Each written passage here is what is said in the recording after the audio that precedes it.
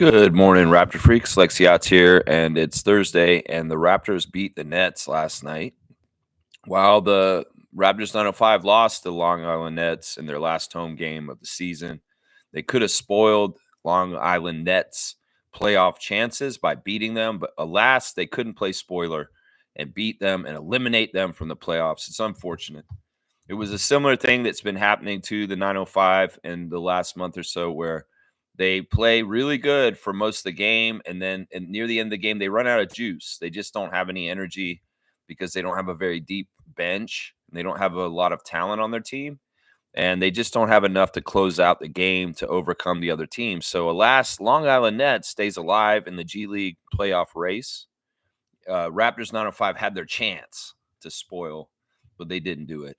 They'll play their last game on Saturday in Delaware against the Philadelphia 76ers G League team, the Delaware Blue Coats, and then they will be done for the season.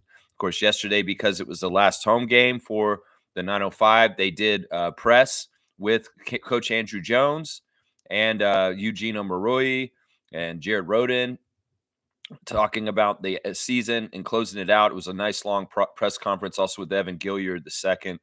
Yeah, it's been a weird season for them. And it was nice to hear from Luke Wynn during the game talking about this past season. I feel like they did a good job this year. Yeah, I know the record don't show it, but the success of Raptors 905 is in. The players like AJ Lawson and Jared Roden, they came up to the Raptors and did amazing stuff and fit in really well. If you look at last year and you think about Eric Curry and what he did with the Raptors 905 and what Andrew Jones did with the Raptors 905, there was a lot more discipline, a lot more leadership, and a lot more organization under Andrew Jones, if not similar winning. But still, you could see that there was a certain standard and things held during Coach Jones this year that was not there the 2 years before. And Luke Wynn, in the beginning of the season, had disappointed me. He made me upset because he had players on our 905 team like Charlie Brown Jr. and Kennedy Chandler, who I felt like were very selfish and the wrong kind of people to have on a G League team for when you were trying to help your rookies and your two-ways. These guys are selfish, they're going to take shots. Well, those were the initial players they got. But over the season, Luke Wynn did a good job of acquiring more and more talent as far as Eugene Omoruyi, Frank Kaminsky, different people coming in to help us out over the year. And I felt like he did a good job by the end of the year. In the beginning, I was mad at Luke Wynn. I was like, I don't understand what this guy's doing at his job. But I saw the method to his madness over the entire course of the season, and he did a good job. He did a good job. It was interesting to hear him talk about the whole thing as far as saying that, this is for helping the Raptors. This squad is for helping the Raptors, not necessarily for winning G League championships, not necessarily just for winning in general. I mean, you want to teach winning, you want to get used to it and practice it, but because of the flux of G League teams and different people coming in and out, it's going to be like that. It's very hard to have continuity with a G League team with injuries and guys getting called up and just movement everywhere. And there's so many different players play for the Raptors 905 every year that it's a testament to somebody like Andrew Jones that they're able to kind of do things to keep some sort of semblance of order and regularity in the season. And that's tough to do. You got so many different guys that play for you the whole year. There's probably 50 or 60 players that play for the G League every single year. That they cycle through so many players. It's crazy. So, of course, we're going to react to the Raptors' 26th win of the season, beating the Brooklyn Nets last night in a rout. And, it is what it is. Some people are not happy about it. Some people are very happy about it. In fact, maybe too happy about it. Maybe too happy about it is what I say. Because, honestly, it's not really something that we should be, like, overly celebrating, honestly. We're a bottom of the league team, and we're winning now when we shouldn't be, honestly. And that's not necessarily smart. I'm going to say that right now. It's not necessarily smart, but it is what it is. And we'll go ahead and do it. But it is what it is in some ways. I'm not Tank Nation, but I'm also like, we probably should have lost this game. Seriously.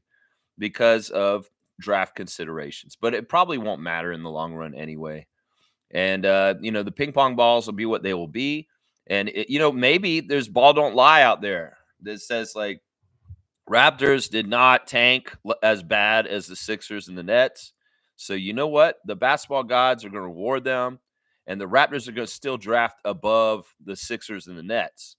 Somehow, some way, you got to believe in the forces that make a free throw fall off the rim when a technical is unwarranted. That's what I'm just saying. Like, we're doing these things right more than these other teams right now at this time of the season. Maybe there is some higher power out there that will justify doing things correctly for the Raptors and say, no, Nets and Sixers, somehow, some way, your pick is lower than the Raptors in the draft coming up. I mean, who knows? That could happen. Who knows? There are forces out there. I'd like to think that there are karmic forces.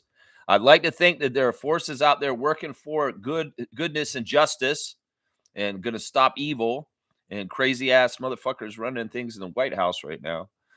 You got to think that there's something out there that's going to help counterbalance true evil and bad evil things. You know what I'm saying? So, yeah, let's see. All right, let's see what y'all are saying in the chat. We'll get into the reactions. I got my product for today, my proudly Canadian product. In fact, there's all the stuff on the Raptor Freak channel, the classic card, the Instagram stories, all that stuff.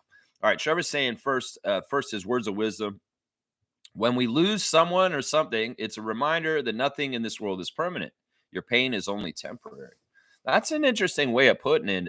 You're gonna feel pain if you lose something and you're attached to it. Attachment is what causes the pain.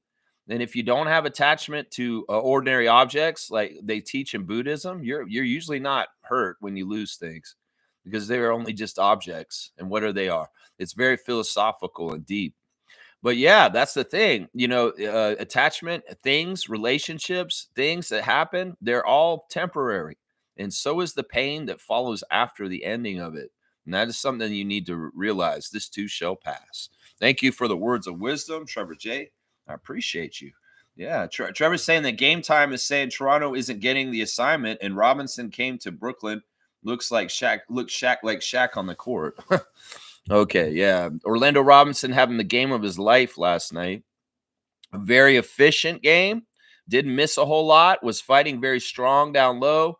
Was holding space. Was playing very good defense. Very, very, very, very aggressive, physical defense that was doing a good job of battling with people like Nicholas Claxton and Noah Clowney. And I'm proud of him. And Orlando did have really his career game. Interestingly enough, though, Mobo got the chain. But, Orlando got a chain recently for one of the games recently.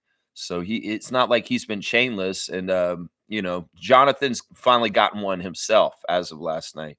But, yeah, Orlando was great. He's my star of the game for the game last night. I thought he was the best player on the court for the Raptors last night. Let's go over his stat line real quick. Orlando had 24 minutes on the court, which is not a whole lot in some ways. He got 23 points in those 24 minutes. So I like the points per minute production. 10 of 14 from the field. He made his only 3-point attempt. He made both his free throws. He got 12 rebounds, 3 assists, 1 block, 2 turnovers, plus 5. So 23 and 12 for Orlando. That's pretty dang good. That is pretty dang good. And double. Yeah, he didn't miss a shot for a while there. He was like 5 for 5, 6 for 6, and then he missed something.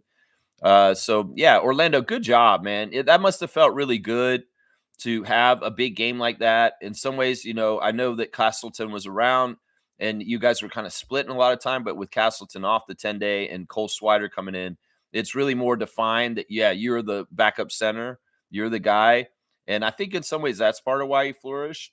But, yeah, good stuff. And I really do think he's a keeper that we're going to have him on our team next year also. It's kind of fun to see Orlando Robinson get interviewed by RJ Barrett after the game. RJ jumping in Kayla's spot. Kayla got all upset. You could tell she really was upset. She's sick of these players messing up her interview time. That's her camera time. That's her air time. Just like during the game when she's trying to tell her story and they went to timeout all of a sudden. That's her air time, as she says. But RJ, he's just being playful. And he's just like really enthusiastically happy for his friend Orlando Robinson for having a career game for him. Honestly, that's his career game. It's the best NBA game ever he's played. And RJ wanted to interview him. Everybody's trying to be interviewer last night. Afterwards, Jonathan Mobo was being interviewed in the media room for Jamal Shed, also asking him questions. These guys have future broadcasting careers, I can tell.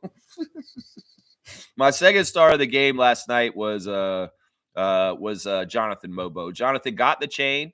Jonathan almost got a double-double, but he didn't. 16 points for Jonathan on 5 of 10 shooting, 6 of 6 at the free throw line, 6 offensive rebounds, which is absolutely fantastic. 7 altogether, 5 assists, 1 steal, 1 block, 2 turnovers, a plus 25. Yeah, Jonathan was the leading scorer for the Raptors at halftime, which was very interesting to me because normally he's not getting a whole lot of points. In some cases, he's getting 0 points or 2 points. But he was our leading scorer at halftime. In fact, him and Orlando were our top 2 scorers at halftime. Not Barnes, not Barrett, those 2 dudes. But Jonathan got the chain, and then afterwards was asked questions about Scotty in the press conference about Scotty, growing up with Scotty and seeing Scotty change and what it is about Scotty that makes Scotty Scotty. And Jonathan's main point was Scotty's not gauging himself against anybody but himself, and that he's just trying to be a better and better version of himself all the time, and that it's very, very important to Barnes to be consistently important and helpful to the team every single night. That no nights where he has bad nights anymore. He wants to do stuff on the court that helps us win every single night he plays in a Raptors uniform. He does not want to be having a dead note night. He wants to hit those notes strong and loud every single time he hits the court, and that's awesome. That's a great mentality. And I mean, you see it. You see it in Scott. In fact, Scotty is my third star of the game for this game. He didn't have the most best shooting game again. He had a lot of turnovers. But the thing about Scott that is so good right now is he's infectious with his leadership. That the man is really, really brings that defensive energy out in people. You know, if we wanted to try and lose to the Nets last night, playing Scotty is not going to help us do that, because when Scotty gets out there, and he's not going to like try and tank in his ability to play. Like he's not going to underplay all of a sudden just because of the memo that's going on right now. No. And he shouldn't practice that way. We've talked about this. The players should not be slumping just because of the tank memo. No. And Scotty comes out. He busts his ass on defense all over the place. We said there's a meme out of Scotty right now of him kicking his leg up, trying to guard D'Angelo Russell. And it's like, look, don't make fun of him for looking like he's doing a funny dance. Praise him and be proud of him for being such an aggressive defensive player that he doesn't care if he looks like a fool dancing around with his legs kicking up. I mean, seriously, you know, people that are making poor comments about that and making fun of him for that, you're idiots. Because what I see is a top-level NBA player that is ready to do anything to guard people and stop them from scoring. And anybody who's like, oh, look at him dance, like, motherfucker, you don't see that man playing defense and you need to respect that? Seriously, he's going all-out effort, and it's infectious. As he comes out there, he sets a template for all the rest of the Raptors to follow him. And that's part of the reason why we can't lose to a shitty-ass team like the Nets, because Scott's going to come out there. He's going to inject his defensive energy into the game, and all the rest of those guys have to fall in line because it's expected of them on this team, and that is the way we've set up our culture. So it's like, you know, we ain't going to lose if Scotty's playing in this situation because he's going to inject the whole rest of the team with the right teamwork, communication, and defense to get the job done. And that's our culture. That's our basic setting. That's not like something that we get every once in a while and we feel good. Oh, we're clicking. No, that's something that we're getting steady every single time Scotty takes a court is defensive leadership and the rest of the team getting rubbed off on and playing to a higher level because of it. And that's an amazing, badass thing. Of course, Scotty continued his attack on the rim. And that's another reason why I wanted to give him a top star, even though he didn't shoot well. He's still very, very aggressive. There was one moment in the second half where he had an open three, but he didn't take it because he saw the lane in front of him too. And he put the ball on the floor and dribbled, and went straight to the basket and laid it in instead. When I saw that, I was so happy because that shows that he's not a lazy player that's just going to settle for threes just because they're open. No, he'll go and take that easy shot inside the lane. And that's the decision I like to see. He's finishing really, really well around the basket. 28 minutes for Scott, 6 of 17 from the field. Not good shooting. He missed his only three. He made all three of his free throws, though. 7 rebounds, 5 assists, 1 block, 4 turnovers, a plus 23 with 15 points. He had less points than shots that he took, and I still gave him a star. That tells you just how much of an impact he's having on defense and being a leader and being out there and showing everybody this is the level that we got to play at. And I mean, I don't give stars to people who shoot that bad normally or have more shot attempts than points. This is really is because that man is doing so much on the defensive end and in glue guy ways on this court. The vision, the passing is infectious. Scotty's philosophy of selflessness is shown in RJ Barrett, is shown in Jamal Shed, is shown in Jonathan Mobo. Because all these guys are passing the ball every which way to each other unselfishly. And that is the leadership template set by Scotty on the offensive end. Selflessness and dogged defensive energy. We can't go wrong with that kind of stuff, especially from our main guy. And he doesn't even care if he scores. I'm telling you, it's crazy. The 4th star of the game for me was Abaji. Abaji kind of bounced back in this game. He came off the bench. He didn't get to start. But in some ways, this was one of these things where it's like, well, maybe he is better off the bench because there's less pressure or something like that. I don't know. 5 of 8 from the field. He had his best shooting game in recent times. 2 of 5 from 3. 8 rebounds for Oshai. 2 assists, 1 turnover. A plus 13 with 12 points in 22 minutes. Yeah, just solid stuff. We saw good stuff on offense. And, of course, he's doing good things on defense always too. So, yeah, good stuff, Abaji. And my last star is RJ. Even though RJ is similar to Scott, he did not shoot well. He had 5 of 13 shooting, 1 of 4 from 3, 4 of 5 at the free throw line, 6 rebounds, 5 assists, 1 turnover, 15 points for RJ, plus 17. Normally these efforts by RJ and Scotty shooting so poorly, not doing a whole lot, but honestly, they were badasses. They did a lot of good leadership stuff. RJ is just such a good passer at this point. Darko praising RJ for his increases on defense also. It's true. RJ's getting way more deflections. He's way more active on defense, and he's a much more helpful defensive player than he ever was on the Knicks, on the Raptors currently. So, yeah, RJ was fun. RJ was having a good time last night on the court, just smiling and palling around, and it just happened to be a Raptor with his Raptors team. And seeing the success of his teammates like Orlando Robinson, Jonathan Mobo, and AJ Lawson. So, yeah, RJ, you're awesome. This was not one of your better games, but I felt like giving you one of the stars just for being a tough presence.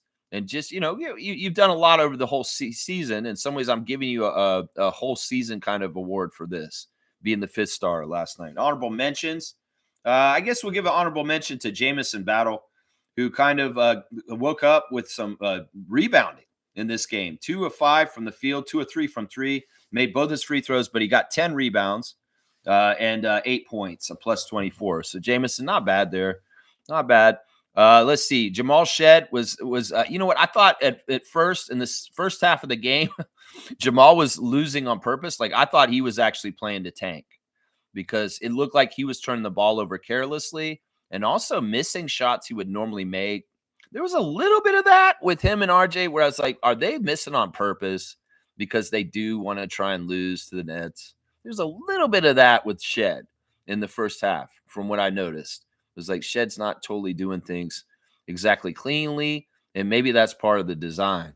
2 of 8 for Shed, 2 of 5 from 3, 1 of 2 at the free throw line, 5 rebounds, 8 assists, 3 steals, and 1 turnover, a plus 13 with 7 points. Yeah, I don't know if Shed was going all out. It didn't matter. We routed them anyway. I mean, we really routed them. We routed them by 30 points last night, which is insane. The Nets are so bad, though. They should be embarrassed. And ESPN Power Rankings, which came out yesterday, by the way, I don't know how the hell y'all can put the Brooklyn Nets ahead of us from last week to this week. Like, y'all made one adjustment. Y'all bumped us one spot from 24 to 25, and you bumped us for the Nets. And well, you're gonna have to adjust that, ESPN, because y'all look stupid. Is that just favoritism for like, oh, we like the Nets more than we like the Raptors? We're gonna write an article this week about how the Nets have better prospects for the future than the Raptors, and we'll rank them higher on that. And oh, we'll rank the Nets above the Raptors in the power rankings. And then later on tonight, we'll see the Raptors rout the Nets by 30 points. Y'all are jackasses. And y'all, in some ways, y'all don't make no sense with your power rankings. In some ways, I don't believe in them anymore. In fact, when I review them or look at them, I laugh at them for about how stupid their power rankings are. There's no reason why y'all should have bumped the Nets above us. Have they won it all this week? And well, we've been winning. So why the fuck would you bump the Nets above us in the ESPN power rankings? ESPN. It kind of takes all your, legitimacy out the window when we see poor judgment like this. You did that this yesterday morning, and then we blew them out by 30 later that night. You want to adjust your power rankings back to put us back at 24 and put them at 25? You can't let them eat their cake and eat it too. I mean, seriously. You're gonna let them, they're gonna have a better draft ball ranking, and you're gonna let them be higher on the draft rank on the ESPN power rankings? It don't make no sense. Doesn't make no sense. So whatever. We blew them out by 30 last night. You adjust your power rankings, ESPN? That's what I'm gonna say to that. Jacoby Walter was in the starting lineup last night, and it was okay. He had really interesting flashes of different things. He didn't shoot well for overall for the game, but we saw him getting up in the air and throwing it down. And this is something I've been talking about in the last week, actually. Y'all get ready. Jacoby's going to start taking to the air like DeMar DeRozan and start trying to throw it down instead of just lay it up all the time. And we saw that last night, unsuccessfully and successfully. That man is going to be a high flyer at some time. He's not going to be exactly John Morant, but that man can get up there and throw it down. And we saw the first signs of it last night. 4 of 14 for Jacoby, 1 of 5 from 3, 2 of 2 at the free throw line, 2 rebounds, 6 assists. Jacoby was looking for people. 11 points for Walter, plus 16. Yeah, I'm telling you that, and the other thing is you see the physicality. The guy is taking lickings and he's not stopping. That guy's not afraid. He goes in there and he's taking contact, and he's, there was one rebound he got last night was like, wow, he just fought off Claxton and Clowney for a rebound right in the middle of them. And he's way shorter than both of them. He just purely muscled it out from them. And we've also seen him get involved, like RJ, getting his hands on something and saying, no, I'm not letting go. I want a jump ball. Well, he's like that too, tenacious. It's like if the ball is shown and the Nets player has it out there, well, it's vulnerable. They're going to go put their hands on it. They're going to try and take it from them. And RJ Barrett got a jump ball that way. And Jacoby was in there fighting people for balls too by grabbing them while they were holding them too. So I just like that tenacity that Jacoby Walter's showing right now. And the flashes of him starting to take to the air, that's very interesting too. I like that also. So yeah, very good stuff from Jacoby, if not shooting well. We saw the debut of Cole Schwider, and there's a deer right outside my window right now I'm looking at this point. Beautiful, beautiful creature. You're so beautiful, deer. I want you to just be happy and loved from afar. There, I just took a moment to love a deer. All right, let's see. Cole Schwider made his debut yesterday for the Raptors, the new 10-day contract that we signed in the morning. I'm going to say I wasn't impressed. 3 for 7, 1 for 4 from 3. He missed his only free throw. 3 rebounds, 1 steal, plus 13 with 7 points. Oh, there's 2 of them. There's 2 of them coming through right now. Beautiful, beautiful creatures. All right, let's see. Cole Schwider, to me, is looking like the latest Joe Wieskamp. In some ways, it's tough because it's kind of like when you play in a concert. You're going to play an opening act, and then you got to follow them. And if your opening act is somebody like, the Rolling Stones, and you got to come on and you're just Joe Schmo band from Milton, you're fucked. Because everybody knows the Rolling Stones. They're going to be like, oh, Rolling Stones so good. And then you got to play after them. No, that's no good. So Colin Castleton, he did so good in his 10 days that in some ways unfairly, Cole Schwider is going to be gauged against Colin Castleton. And it's not totally fair. I agree. but I'm doing it naturally because in some ways, when you think about it, these 10-day contracts that are getting tried out for the Raptors here at the end of the season, they're in competition with each other for next year, right? So Colin Castleton should be gauged versus Cole Schwider because in some ways it's like, what are you going to give us? What are you going to give us that Colin gave us? It's different. And what is the difference? And who's better? Listen, Colin Castleton, he blew us away. He was almost a double-double machine in some ways. He had an interesting offensive package down low that he could be developed into. He could hit threes too. And I don't see jack shit from Cole Schwider. I don't see a very good defender. I see a guy that was supposed to be a shooter, and he missed most of his shots in his first game. Sure, he's going to have 10 days to prove something. Maybe he'll have some sort of game that's amazing. He has been averaging 20 points in the G League this season, but I just don't see it, man. I see a guy that is, you know what, we gave him a chance, and well, thank you for coming. Is kind of what I see already, and he just showed up. I don't know. It's going to take a lot for him to do something crazy good for me to change my mind on this because Castleton got 2 10-day contracts, and he was solid completely through those whole 20 days. So he's in trouble. I mean, Schwider in some ways just doesn't have a good chance, partly because Castleton looks so damn good. Like, seriously, ask yourself, Raptor fans, if you're going to be looking at next year's training camp, who do you want to invite more, Colin Castleton or Cole Schwider? Yeah, you got it. You got it. You know what I'm saying. You know what I'm saying? AJ Lawson came in for 16 minutes, 1 of 6 from the field. He didn't shoot well at all. 0 for 4 from 3, 3 rebounds, 2 points. He was energy, though. And then, yeah, that's it. I wanted to see some lineups last night. And first of all, Kayla Gray, it's not the Triple J's. That's insulting.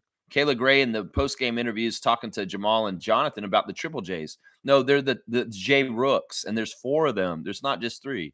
You got to stop doing that. You're leaving somebody out, Kayla Gray.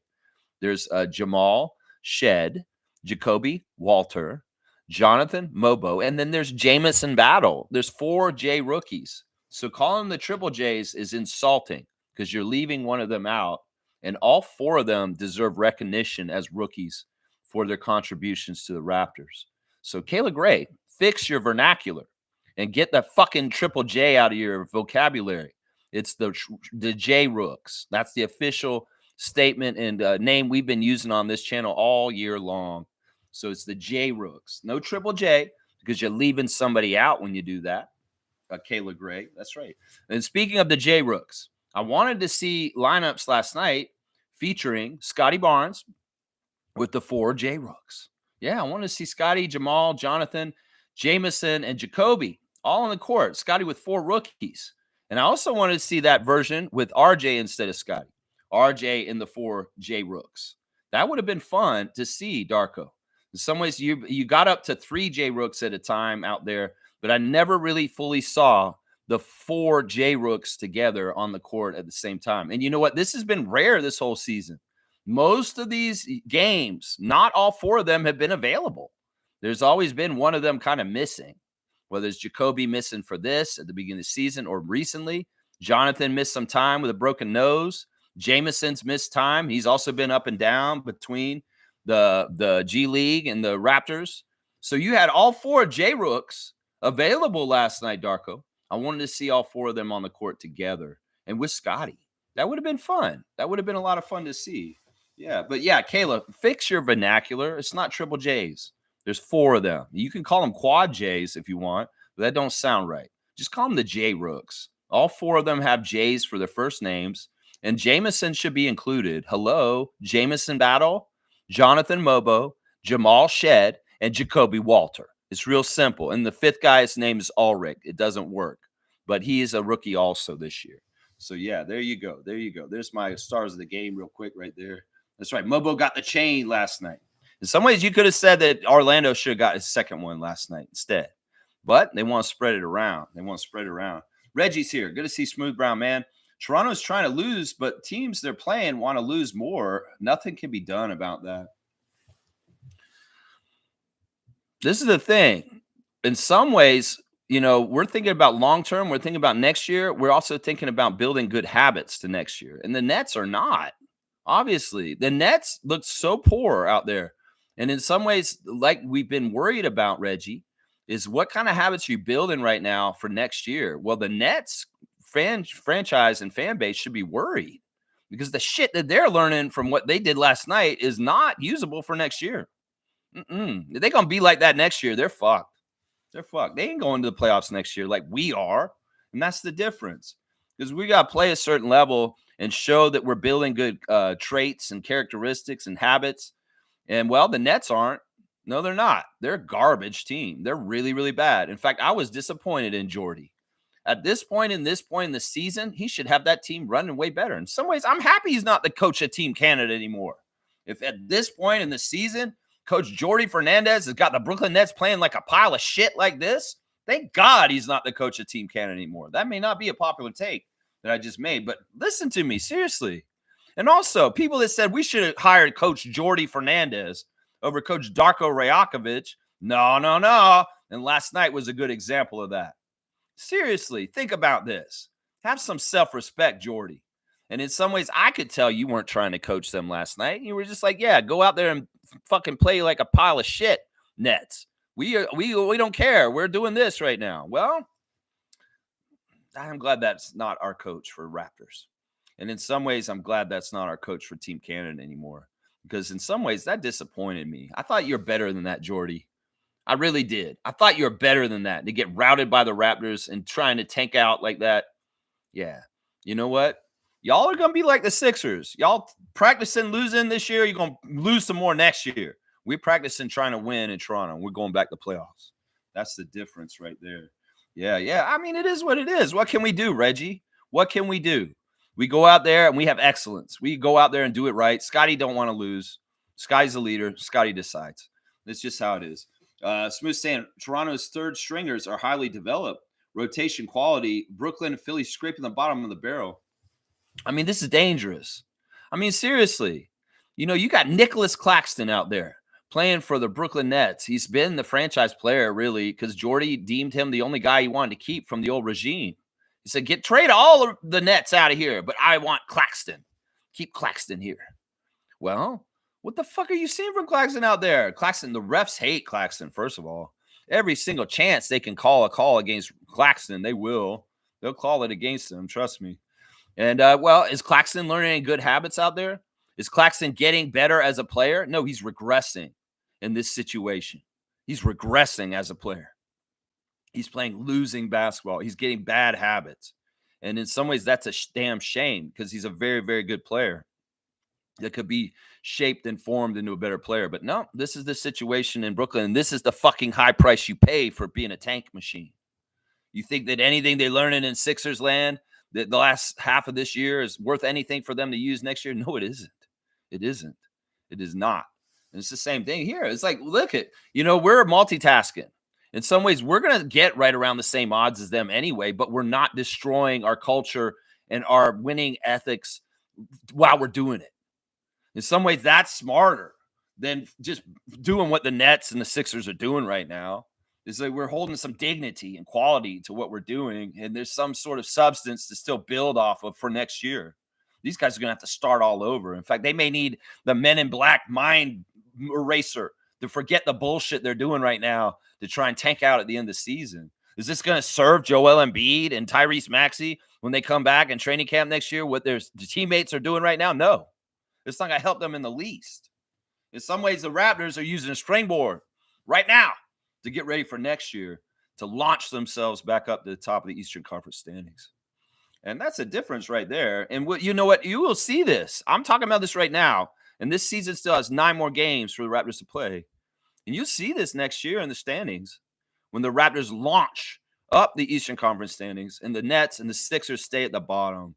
Seriously, even with those guys coming back, I don't think that Embiid's coming back in any kind of way that he's going to be able to help them.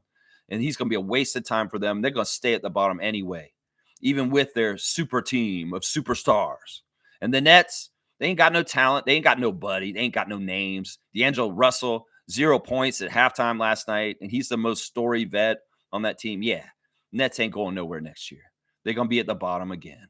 That's right. That's right. They're going to be at the bottom again. That's right. Reggie's saying, as of now, the win locked the Raptors in the 7th pick for the Raptors. Yeah. Yeah, and we'll live with that. We'll live with that. Who cares? Like I said, there may be some sort of ball don't lie force out there that says we don't like how Philadelphia and Brooklyn play the end of their season. So somehow, some way, the ping pong balls go the way of the Raptors, and we end up picking ahead of them anyway. Sometimes that shit happens. That it very much could happen, Raptors Nation. That there's some sort of fate and justice in the ping pong balls like that. That's right. MJ's here. Good morning, fam, and happy Thursday. Glad we won despite the Nets playing really bad. They still look like they were trying. So too sure how to not too sure how to feel about the win. I mean, it's obviously a declarative statement of, well, this is where we are and we're perfectly fine and confident with it. In some ways, I like it because in some ways, doing this takes some of this dumbass pressure to lose off of us. And in some ways, it's like we get a little bit more distance away from Philadelphia and the Nets and the standings. The tank fans are going to give up. They're going to be kind of like, well, we can't really catch them now. You know, Leo on the broadcast last night going on and on about how we need to lose is annoying. And Leo's saying, we screwed up a month ago when we beat Orlando twice. And we were winning all these games a month ago that we shouldn't have won then. That's when we messed up the season. Well, what the fuck, fortune teller? Back to the Future Marty McFly. We can't do this shit. We don't got no DeLorean with uranium. We ain't going back in time to change nothing. We can't go back, and Leo can't come into the locker room and tell Darko before the Orlando games, don't win these games, Darko. Don't win them. What are you talking about, Leo? I'm from the future. No, we can't do this shit, Leo Routens. We only do what we do and trust our path, and we stay present. And that's why I'm saying, man, everybody's saying hindsight this. Well, we shouldn't have won so many games a month ago. Well, we did, motherfucker. And that's just life. So we move on and we go forward and we stay present. So it's like, what the fuck? Why do you do this? Oh, yeah, there's all kinds of different things I would have done differently with my life. And this way and that way and this way. No regrets. Your life is your life. Your path is your path. And you are exactly where you are in your life currently right now because of your path. And trust in your path. That's part of it. You know, a lot of people out there gaslighting people, trying to make them feel like, oh, you didn't do what you're supposed to do in your life. Bullshit. Your life is your life. And your life is what you're supposed to do in your life is exactly what it is. There's no feelings of missing out. There's no, oh, I regret this or this. No, just trust your path and understand your path is exactly what your path is supposed to be because God's got it all worked out anyway. And it's supposed to happen the way it's supposed to. Yeah, so no second guessing this bullshit, Leo Routen. Seriously, no second guessing this. Let's see what else you guys are saying this morning. Let's see. Okay, I'm on Neil or Fiercey. Jordy was given a nice roster early in the season, but with Dennis leaving and injuries, no luck. Ben Simmons is a non-factor. Laugh out loud. Well, I mean, Jordy Fernandez, the roster that he inherited when he first was hired as the Brooklyn Nets coach is totally different than the one now. They've downgraded it, gotten rid of a lot of players, the veterans, the know-how, and they really are very young and don't know what the fuck they're doing. And, well, it's just like that. It's just like that. You know, Jordy talked before the game, you know, this is a full-time job. That's why he can't do the Canada anymore. It's not that he didn't want to do Canada. He loved coaching Canada, and he has a lot of respect, and he really enjoyed it. And he really did want to continue to do it, but he realizes this is a full-time job. And in fact, he probably was very nice in sacrificing his summer last year with us and Team Canada instead of getting the Nets more prepared. And he realizes, you know, the other thing about Jordy that people don't realize is that he has very young children in his family. And part of his grind is helping his wife raise their young family. So it's like Team Canada, the Nets, and a young family. It's just too much on his plate. And in some ways, you know, the one that's easiest to cut is the Team Canada stuff. So there's nothing really insidious or weird or bad or toxic about Jordy leaving Team Canada. It's really just a time crunch. That it's just he doesn't have enough time, and he feels like he wants to do the job with the Nets wholeheartedly and 100% correctly. And being the coach of Team Canada's men's senior national team is not helpful for that. Now, the next couple of years, his summers are lighter, but still, what comes around with the Olympics and the World Cup, it's too much for him. And in some ways, they you know, that kind of stuff, it may really make it so that there's less and less NBA coaches coaching FIBA teams. because the grind is just too awful. It's just too tough. In some ways, some would say maybe that's part of the reason why Steve Kerr hasn't done as well with the U.S. team at times, is because the grind is too tough. It's too much. There's a short list out there for the replacement for Jordy for Team Canada right now. And it's interesting who's on there. I have 3 candidates that I fully endorse that I think would be great coaches for Team Canada. One of them was mentioned on this channel a couple months ago when Jordy stepped down, that y'all think Jama should be the coach of Team Canada. And I like that. That's not a bad pick, but he's not my favorite pick. He's my second favorite pick. The third favorite pick I have is Toronto's own Nate Mitchell, who Nate Mitchell was an assistant coach for the Raptors under Nick Nurse, and he brought in Nathaniel Mitchell and Nate Bjorngren as assistant coaches for Team Canada also. And Nathaniel Mitchell has been coaching the underage team already for a couple of years. So he's already in the program. And that's not a horrible choice, but I think we can do better. And in some ways, I still don't like the ties of Nick Nurse to Team Canada. And in some ways, Nathaniel Mitchell symbolizes that, even though he is a straight Toronto guy. Some people even put Nate Bjorngren on that list to coach Team Canada. No, you're crazy. Fuck that. We do not want Nate Bjorngren coaching Team Canada. He's not Canadian. Why the fuck will we do that? No, the top candidate I have to replace Jordi Fernandez for Team Canada is Gordon Hebert. Yeah, the former Germany coach. The guy who coached Dennis and them and got in the fight with Dennis, he's Canadian. He's from British Columbia. He's not a major coach for any team right now around the world. Like, I think he coaches normally somewhere in Europe for a European team. But I think he would be fantastic. He's been an assistant coach for Canada in the past, and he's played for Canada.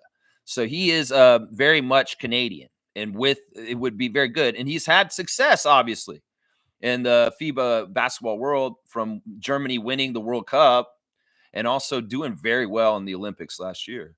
So I think because he got fired by Germany also, he's available. And in some ways, he's fresh in the whole FIBA world scene. So in some ways, I think that Gordon Hebert of BC is the number one choice to replace Jordi Fernandez in my book. That's who I endorse. And I mean, Jama is a great choice too. And he's my second choice. But in some ways, I'm wary of mixing Raptors coaching with Team Canada coaching too much because of Nick. There is a reality where Jama becomes our Team Canada coach, and then somehow, some way, I hope this doesn't happen. I don't want this to happen. He becomes the Raptors coach also. And that is just a problem we don't need to have.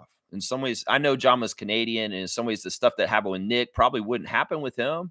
But you don't want to have that kind of issue ever happen again, because it was really awkward, and also a very bad problem suddenly to have just before the Olympics, that your coach of Canada is stepping down because he's not the coach of the Raptors anymore. So, yeah, we don't want to ever have that situation happen again. So we do want to keep coaches for the Raptors and Team Canada separated, if that makes any sense. So I like Gordon. He's the guy I like the most to replace Jordy right now. Yeah, let's keep going. Let's see. Neil's saying when both teams try to lose, one will eventually win. I mean, we weren't trying to lose. That's the thing. And I don't even know if they were trying to lose. I think they were just playing half-ass and playing like who they are, because they've been doing this all year, honestly. They don't have a lot of guidance. It's not like they're stacking skills and building something right now. They're not building any foundation. They're just screwing around. They might as well be a group of friends that meet on the blacktop every Thursday at 3 p.m. and just fuck around playing basketball 5-on-5. That's what it feels like they are, the Nets. I don't see anything Jordy's building there. That's why I'm so disappointed in him. Seriously. Fiercely saying the difference between the Nets and us is that we're steps ahead in terms of readiness to compete next year. Yeah, for sure. For sure. And we've got those building blocks, and these guys are playing the right way, and it's being demanded of them this way by Scotty and Darko and other people on the team. And that's fantastic. That's the way it should be. Why waste your life? Why waste your time? You should be in development all the time to improve yourself every single day and just try and be better than you were yesterday. The Nets are wasting their time, is what I'll say to this right now. The Nets are wasting their time. That's right. G saying lucky number 7. That's right. Lottery balls can go any way, but I always have it in my head. SGA was pick number 11. Kawhi and Giannis, pick number 15. Sometimes these picks with less pressure thrive. Think we will end up 5-7. I like that. That's where I want to be. That's where I want to be. I don't want nothing to do with those top 3 guys or VJ. I want to be 5-7. That's where I want to be. That's why, in some ways, nitpicking about every single win or loss right now is stupid. Let the players play the way they need to play. They're professionals. They didn't go so long in their lives, sacrifice so much to get this point to slump on purpose. No, that's insult. You know, Orlando Robinson worked too hard trying to make the NBA that all of a sudden he gets his best chance, that he's going to try and dog it out there. No, he's going to go have a career night. That's what he's going to do. That's right. He ain't worked so hard to get to this point like this. That's right. That's right. 5-7, I'm okay with. And common, I'm very okay with. That's right. Very, very okay with. Reggie's saying, have to remember, these guys are playing for their NBA future. They all want to be in the league. It's a 9-game audition, preseason kind of thing. Yeah. Yeah. It's not just an audition for our team and being a part of our franchise. It's an audition for all the NBA. Because Cole Schreider, he's probably not going to be on our team next year. But he needs to do things in this game he's playing for the Raptors right now so that everybody in the league can see him and he can get a better invite for training camp and more of a chance to get a real roster spot on one of the 30 teams in the fall. Yeah, this is very important. Every single NBA minute for anybody who's on the fringe of the league, just in G League, a two-way, undrafted, it is so crucial, and it is like the lifeblood and the only path, the only door for them to go through to get into the NBA is the minutes that they get granted like this that AJ Lawson's getting right now, that he's just reveling and smiling about because he's playing on the Raptors level and he's getting to play with the big time. And that you can't get mad at guys for playing hard because this is their golden ticket, their only time to go. You know, you can't get mad at that, man. You can't get mad at that. G saying it's her airtime, but let them have fun too. They're gelling. Look at OKC and how much they enjoy interviews. Yeah, I thought that was fun that RJ wanted to mess with Orlando. Obviously, there's a personal connection there in some ways. Very, very cool. Very, very cool. Yeah, and RJ's funny. He was a little awkward in that. And Jonathan was awkward with his question for Jamal in the press conference after the game too. Yeah. Yeah, it's fun. It's fun. Let's go look at what these guys have been doing, though, on their Instagram real quick. Jonas has a new documentary out. It's in Lithuanian, so you have to have English subtitles. Just so y'all know, Jack Armstrong is on court with Ty Domi's daughter. He took a picture of himself with Avery Domi. Of course, Ty Domi was sitting at half court for the game. He was wearing a jacket with a Canadian flag on it. And the announce crew is going on and on about how Ty is a huge Raptors fan. That makes total sense. I mean, he was in the arena with me when I was working there for the Leafs playing, and that was Vince Carter era. And obviously, you know, the Leafs and the Raptors are so intertwined, sharing their same building, that a classic Leaf great like Ty Domi is a huge Raptors fan. Well, that totally makes sense. Of course, I think he does live in New York or something because I always see him at the New York games. I don't often see him sitting at Toronto courtside. It's more often we see him when we go play the Knicks or the Nets that he'll be at the game like that. But it's nice to see Leaf Nation, Ty Domi, showing support for the Raptors as a top Raptor fan. Seriously, he's a big-time Raptor fan. So very cool to see him and his family. It's funny, too, because he was sitting over by Jordy's bench. And it almost looked like he was one of the coaches on Jordy's team. Jamal Shedd's got the picture of Jonathan interviewing him in the room. He said, great reporter, even better player. That's the review for Jonathan by Jamal. Great reporter, even better player. Yeah, it's funny. It's kind of awkward. It's like Jonathan did his interview, and then he turned around and just sat down in the media room with the media and then started asking the questions of Jamal right afterwards. I wonder how Grange felt about that. Was Grange kind of like Kayla and say, you're in my airtime, Jonathan. What are you doing? You're in my airtime. Don't worry. In 30 years, we'll make a Raptors delight, and I'll make fun of you, and I'll say bad things about you because you piss me off, and I'm going to hold a grudge, just like I do against Kyle Lowry. So, Jonathan, you better never forget this day that you took the reporter's side and sat in my chair and asked my questions. I'm going to make you pay someday. Michael Grange, Sportsnet reporter. That's right. It's so stupid, man. Jonathan, you're in there asking questions. Good job. Good job. Good job. Jamal Shedd has also got a big picture of all of his family and friends from one of the games, and it's just hearts. Yeah, there's a lot of people there, and I don't even see Shed in the picture. Shed, are you in that picture? I can't find you, but there are people that look oddly like you, like they're your family. That guy, no, that's not Jamal Shed. No, that's not Jamal Shed. But there's dudes in this picture that look like they could be Jamal Shed's grandfather and uncle. There's Wubs with his mother. It was her birthday, guys. So Jacoby was doing a happy birthday for his mom yesterday. Very, very sweet. And then Jacoby with this nice play where he passed it to Scotty. Scotty gave it back to him and he dunked it on him. Yeah, I'm telling you, man, we're going to see more dunks from Jacoby Walter in the future, guys. They're coming. Scotty, of course. This is funny. Scotty says, "Of course, I went to see Hamilton again." He's in New York.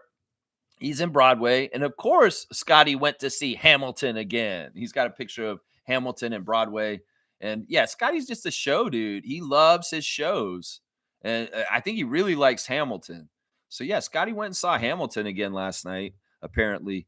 Let's see. Junkyard Dog has something going on. It looks like in Serbia or something. I don't know what's going on there. There's Orlando Robinson heading into practice. He's saying there were AAU vibes there. And there he is with RJ getting interviewed at the end of the game. RJ asking the hard-hitting questions post-game.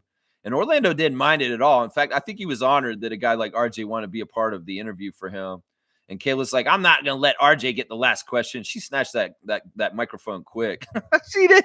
She snatched that microphone quick from RJ. RJ's just having a blast. He's just smiling. He's like, and Kayla's like, give me that shit. Give me that shit. That's so funny. Remember, there's 4 J Rooks. It's not a triple J, Kayla. That's the thing you got to learn today. That's right. Hey, buddy. Jonathan Mobo interviewing Jamal Shed on his Instagram questions. There he is with the chain. And Jonathan's saying, glory to God. And getting that chain, that Raptors chain for the first time this season. Love to see it. Toronto Tempo president, Teresa Resch with the GM, Monica Rogers, and also the CEO of Roots or Sephora or something. They're doing another speaking engagement. And the funny thing is these ladies are all wearing the Toronto Tempo iconic Letterman jacket now. It really is kind of becoming the uniform. And Teresa's doing a good job making this jacket cool. And I could see more and more people wanting to get this specific jacket. This is awesome. You're doing a good job of getting some of your gear, some of the memorabilia for Toronto Tempo iconic already. And that jacket, Teresa, is number 1 on the Toronto Tempo iconic memorabilia list. And the fact that all 4 of y'all came out wearing that jacket for this conference and this speaking, top notch. Really, really smart stuff from Teresa Resch and the Toronto Tempo and how they're establishing things. And you know what? Yesterday, watching the games, watching the 905 game in Mississauga, and it was a school day game, and the crowd was fantastic once again. Those kids are awesome. I love you kids so much. I wish they'd won for you on the last home game of the season, but alas, they did not, unfortunately. I wish they had. But, there's so much Toronto Tempo gear in the shots at Mississauga. So many people wearing Tempo stuff. And we noticed this also when we went to the game on Sunday. There were a lot of people at the Raptors Spurs game that were repping Toronto Tempo hard. And I love to see this. And there was a lot of that at 905 yesterday in the morning, too. Yeah, those school day games are so awesome. And Luke Wynn said during the game that he's trying to schedule as many school day games for 905 as possible. And that's smart. I believe that is a really, really smart strategy to get as much school day in as possible.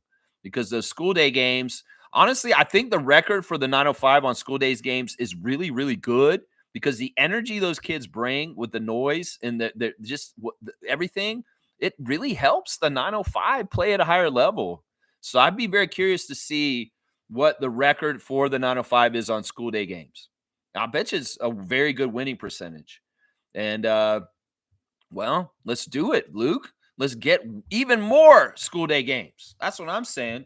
Dylan Disu, one of the injured centers for the 905. That was one of the things they joked about on the broadcast yesterday with Warren Ward, is that the Raptors 905 just could not keep a center. Every one of their centers kept getting hurt or taken away. Brandon Carlson goes to Oklahoma City.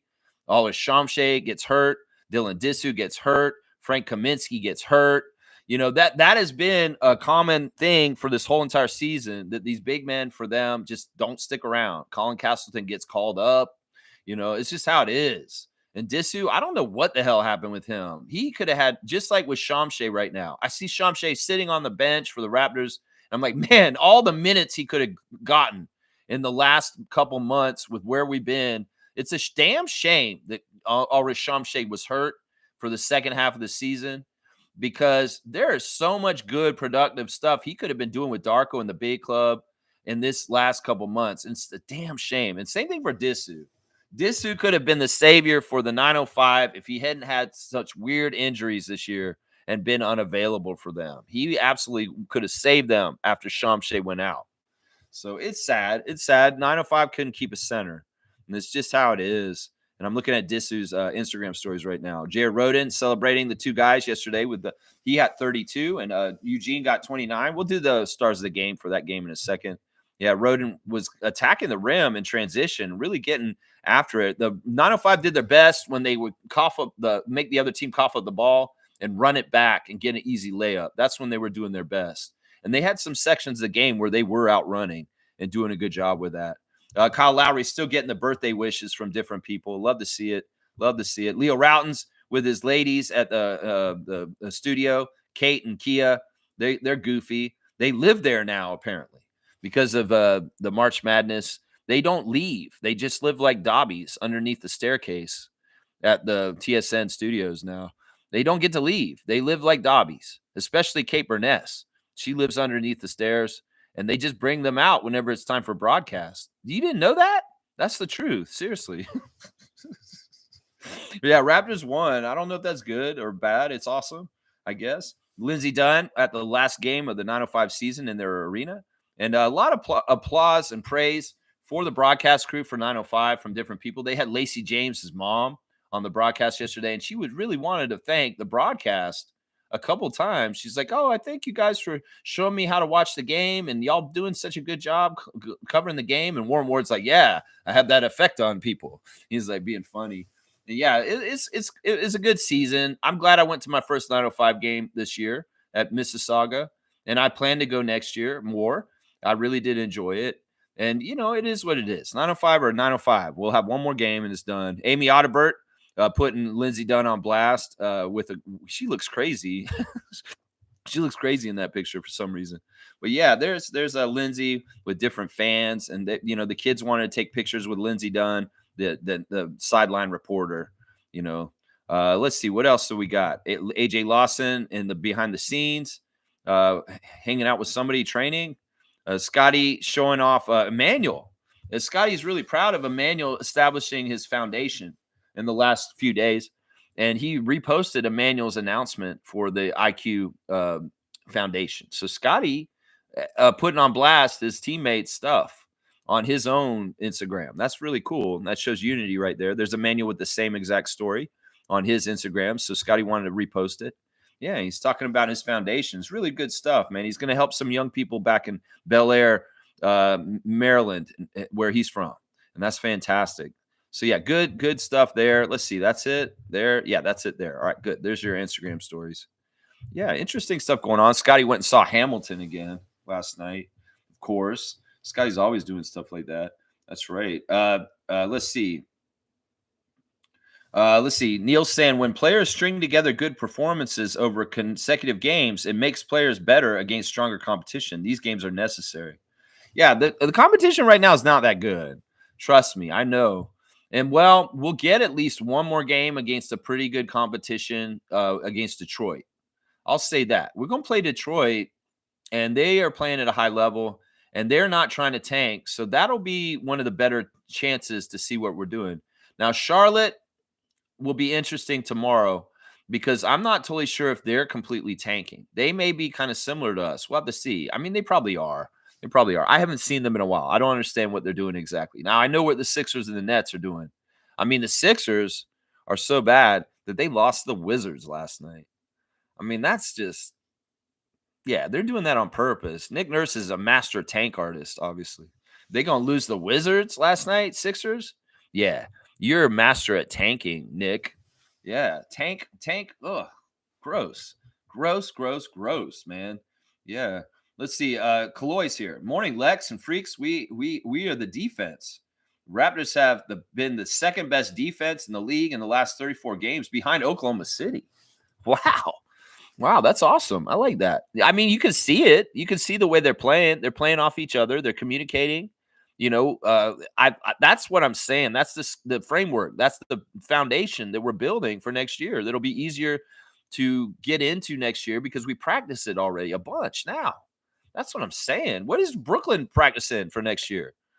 There's nothing they can use from last year to help them for next year. Not a damn thing. There ain't no building blocks going down there. There's building blocks going down for us, though. That's for sure. That's right. Seymour saying McSweeney's good choice. Thanks, Lex. They're good. So you went out and tried the beef jerky. That's great, man. That's what I'm saying. We need to support Canada. This trade war was not asked for.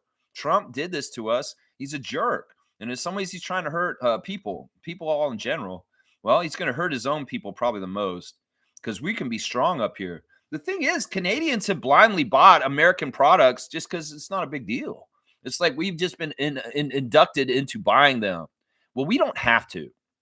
When we consciously decide to spend our economic dollar in places that are Canadian made from Canada, this is great for our country because we've been sending all this money over to American companies for years and years and years unconsciously.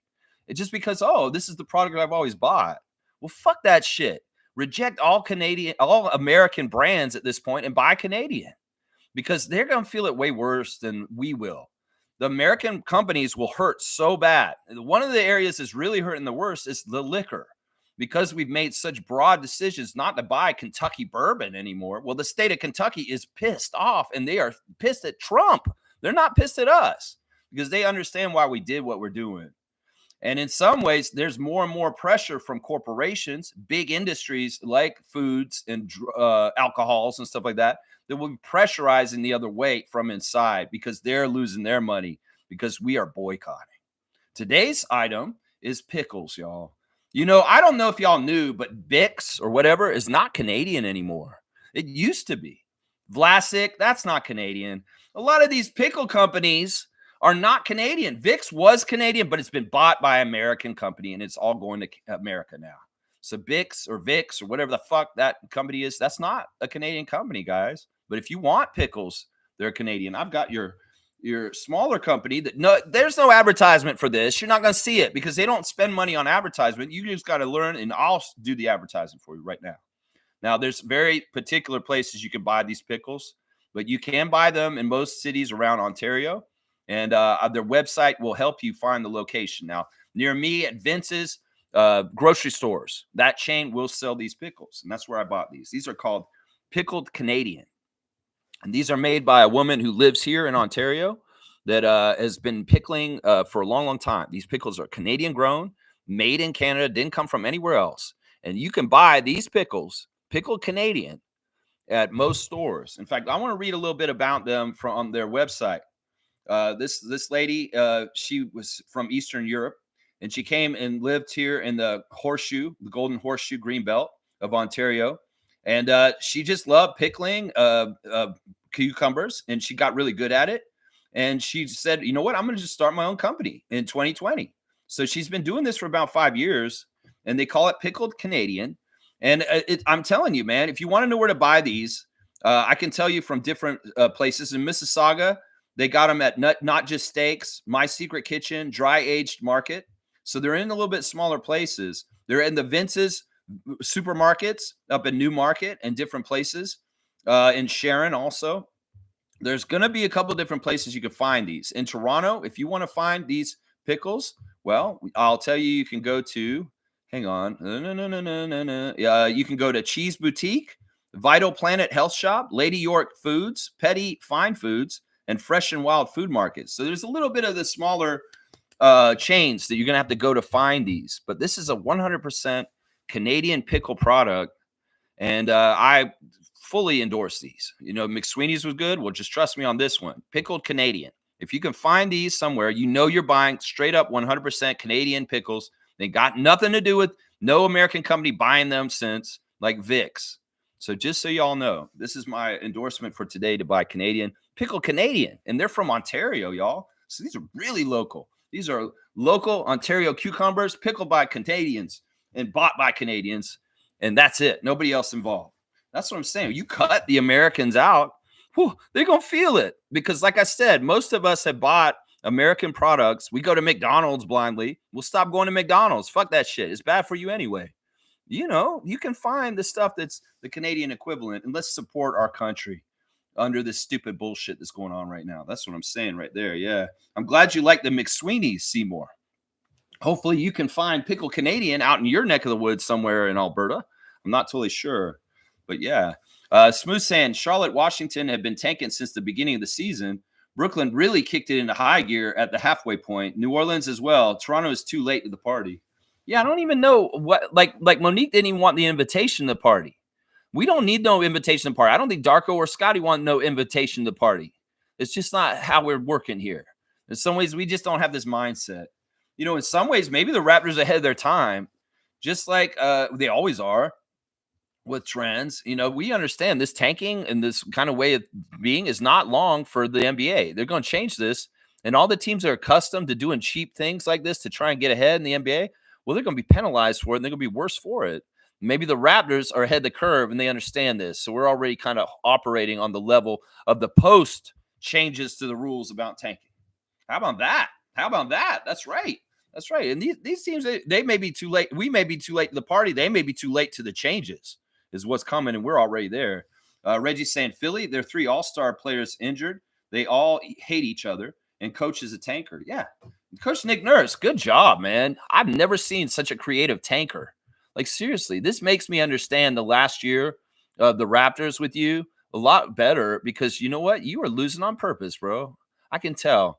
It's just like you're losing on purpose with them right now. Well, the last year of the Raptors, you were losing on purpose with us too. And some of your techniques that you're using right now, you used in the last year of being on the Raptors. That's the damn truth. Seriously. I'm not lying. G saying Stargate said something about the draft being rigged, and I agree with certain players like Wemby. LeBron basically said it when he saw Cavs get the pick this year, his year. Ewing to the Knicks, Wemby to the Spurs. Yeah, I mean, that's nice in storybook. I mean, LeBron's from Akron. They want to make it right. Patrick Ewing to the Knicks, sure, frozen envelope. Wemby to the Spurs, okay, hello, I can see this. So where would be the proper placement for a man like Cooper Flagg? Well, obviously his family's Celtics nation, which is absolutely gross. The man's from Maine. I get it. Maine Celtics. And they all love the Celtics. Ultimately, they're going to try and get that man to the Celtics in his second or third team in the league. But he's got to go somewhere shitty than originally, like maybe Utah.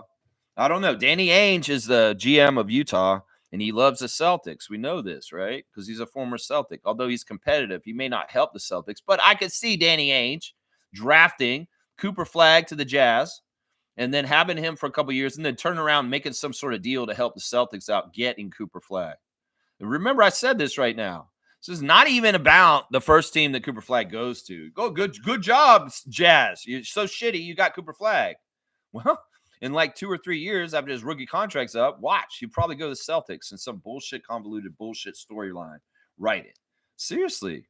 Think about what I'm just saying. They've overtly shown that family and his allegiances are green. That's why fuck Cooper Flagg and all you motherfuckers that want to capture the flag in Raptors Nation. That motherfucker's a Celtic. You want a Celtic on this team? That motherfucker will sell out the Raptors for the Boston Celtics like that.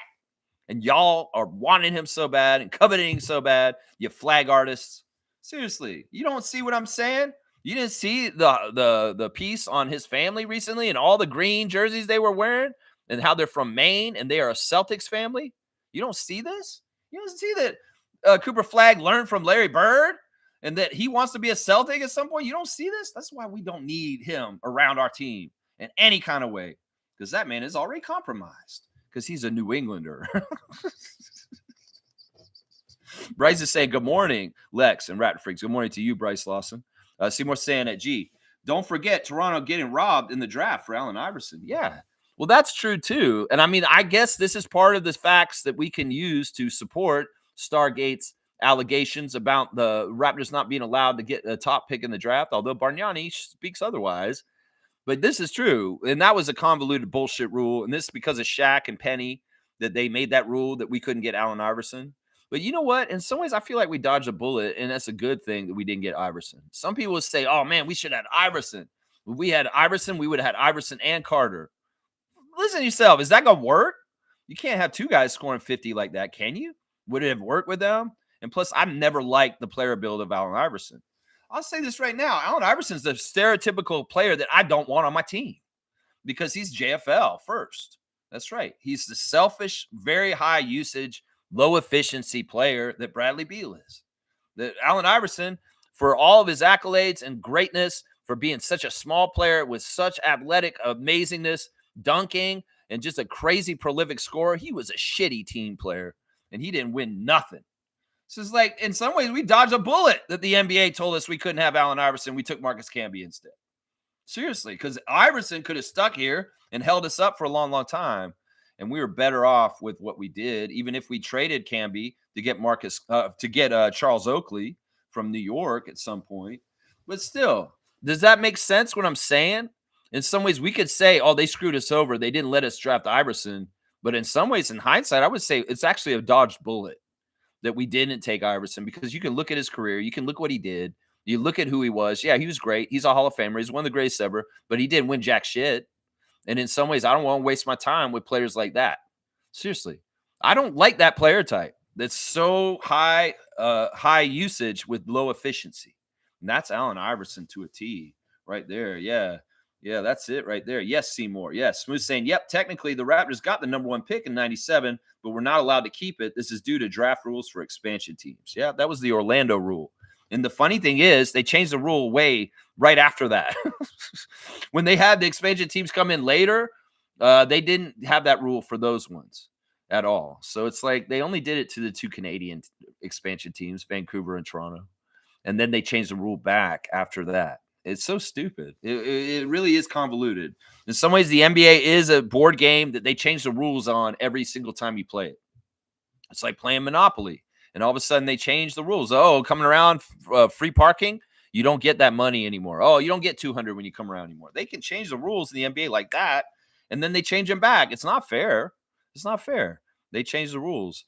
Seymour saying, we are like a side piece for the league. They don't really like us. We are just a filler for the league, but we are overachieving on what they expected. Yeah, I mean, they want the luster and the prestige of being international. They like the idea of us being in there because they can call it an international league. In some ways, they always designed it from the beginning that the Raptors and the Grizzlies would be bottom feeders to feed the other teams in some sort of farm way, in some way, or just be teams that are bottom losing. Grizzlies took the assignment and executed it. We did not, because we were better than that. We were like, fuck y'all. We're going to beat Toronto. We're going to kick ass. We're going to win. And we survived and they didn't. That's the truth. In some ways, that is the truth. That's part of the reason why it's ingrained with such, we shouldn't respect the Canadian teams, the expansion teams, because they were always brought in to be a joke anyway.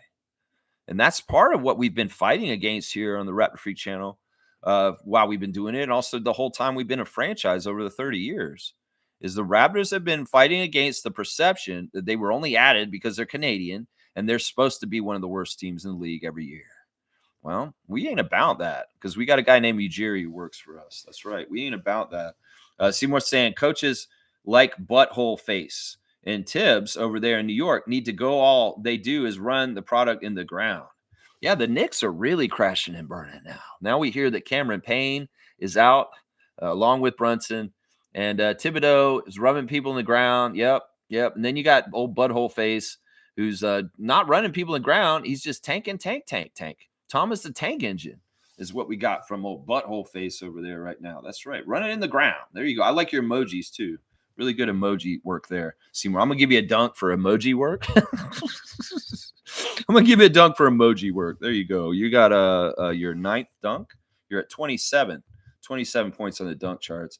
Tristan saying Battle was, hang on. Battle was grabbing those boards. Yeah, he got 10 boards. I think that's his most boards he's gotten so far. Yeah, Battle's awesome. And Jack and them talking about how Battle's going to be in this league for a long time because he's got that skill.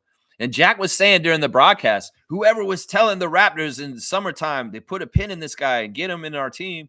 Good job. You guys really know. Well, in some ways, you're talking to me, Jack, because I was watching Summer League last year. And I said, we need to keep Jamison Battle as soon as I saw him. And I was part of the push from the outside as a fan on my channel during that time, during the day, saying, yeah, Masai, Bobby, if you're listening to me, we need to get Jamison Battle on our team this year. So thank you, Jack. for saying that, because that was my initial reaction to him in summer league. And yeah, he was like, every summer we've had a guy that I'm like, okay, this is the guy we need to keep around for this year. 2 years ago was Jeff Doughton Jr. A year before that, a year after that, it was Muhammadu Gay, and then last year it was Jamison Battle. And they're just guys that I see that are above and beyond, and kind of the keeper out of all the summer league guys. And Battle was the guy I anointed right away, as far as anybody who wasn't already on a path to be on the team, like Jacoby and all them. I was like, this dude is good, and we need to keep him right now. And yeah, he's going to be in the league for a while, because his skill is very valuable in the NBA, and that is pinpoint, dead-eye, three-point shooting. And all the other stuff he's developing around it, the defense, the physicality, the rebounding, is awesome, because it's showing that he has a willingness to learn and get out of his bread and butter, if you know what I mean. Yeah, his bread and butter. That's right. Seymour saying Quad J sounds like a hip hop studio under investigation. Quad J. Nicholas Claxton. Now, I mean, seriously, it's funny. All right, the refs. Let's talk about the refs real quick. The refs were fucking weird last night, man. In some ways, if we had been a close game and we had lost a little bit, I would have been really mad at the refs, because they were doing screwy shit. But it was a 30-point route. So it's like, what am I mad about? There's nothing that I should be mad at them about. But they were weird, man. They were very weird last night. There was a lot of weird calls on possession arrows, like getting them wrong and them not really paying attention. It's almost like, all right, if these two teams are tank teams, does the crew come in saying, hey, guys, we can tank and be kind of screwy as refs and not really try as hard?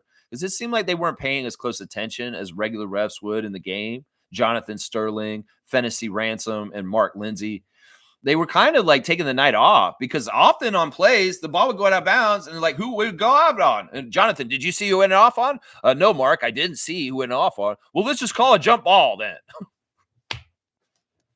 I mean, lazy ass refereeing, man. Seriously, lazy ass refereeing. And very many times they got the possession arrow completely wrong. Completely wrong. You saw Scotty yelling at them. They're like, what are you doing? That's not their ball. That's our ball. That went off them. And they, no, they're going to get the ball anyway. But at least they did it both ways. Claxton at one point got really mad too, because the ball went off us and they gave us the ball. So yeah, the refs, in some ways, they're a little bit off duty while they're reffing the game. These guys weren't even paying attention half the time, I could tell. At one point, Scotty was really mad in the second half. And he was talking to the refs a lot, but he's measured now. He's not as all out, like emotional, can't control himself, yelling at them. He's measured. He can stop himself, which was smart, because he was jawing with Mark Lindsay at one point, and he was going back and forth with him. And Mark at one point walked over to Scotty and very emphatically told him, I'm warning you. If you continue with this, I'm giving you a tech. And Scotty shut up after that. And that was good. That was good, because in some ways, this has been a journey with Scott and his development also, relating to the referees. And the refs were, I don't know what the fuck they were doing, man. They weren't paying attention at the time, and they couldn't get the call straight on possession arrows. That was the specific thing they were doing wrong, was they couldn't get who was the ball was supposed to be. And then a couple times they were like lazy and said, we don't even know. We're just going to jump ball it instead. That's my ref comments for last night. But yeah, Mark Lindsay warning Scott, and Scott listening to him. Very mature of Scott. And he didn't catch a technical. So that was good. That was good. He could have gotten one right then. He was really talking to him and wouldn't shut up. And Scotty's gotten way, way more diplomatic about interacting with the refs and finagling the right kind of stuff from them, instead of just getting them pissed off and getting a tech. So that's good. That's very, very good. But yeah, Nicholas Claxton pleading his case from the other side to them, and they're laughing at him. They're just like, yeah, we don't respect you. We don't respect you, bro. DK's here. Good morning. Hornets versus Raptors, 7:30 p.m. Preview then. That's right. We'll have the preview tomorrow for the Hornets game. I'll let you know what's going on. It's a home game. The Hornets are coming to Scotiabank Arena. And I'll have the ref report and the latest lineup news for tomorrow. Ref report, always important. Always important. There's always something in there that'll give you a little clue on what's going on. You know, a little something there. The refs will tell you what's up. See you tomorrow morning then. All right, I'll see you tomorrow then, DK. That's right. I want to believe you're Donkey Kong, because the initials DK always make me think Donkey Kong. That's right. Donkey Kong Country. That's right, Mario. That's right. I'm throwing barrels at you. That's right. Wayne's here. Good to see Wayne. Morning, Raptor Freaks. The Raptors, as we are now, without Brandon playing, is a play-in team. When we add Brandon, that gives us another 10 to 15 wins, where that takes us is probably 2 or 3 slots up. I still think we're going to be a top 4 team in the East next year. I feel like in some ways, I hate to say it, I love Siakam, but even Indiana's kind of a shallow, an imposter in the top 4. The Detroit, we could pass them. The only 2 teams that I really feel like for sure will be top 4 teams next year are Boston and Milwaukee for sure. I don't even think the Knicks for sure will be a top 4 team next year. So, I don't even know if Cleveland and Boston, I should say, not Milwaukee, especially if this issue with Lillard is really career threatening. That would be bad for them because they have so much tied into him beside Giannis. And blood clots isn't exactly the normal injury. In some ways, it's got to be very, very delicately handled, So I think that Wayne, I honestly think you're right. We are a playing team already right now. And if we had better health in the early part of the season, maybe the schedule had been a little different.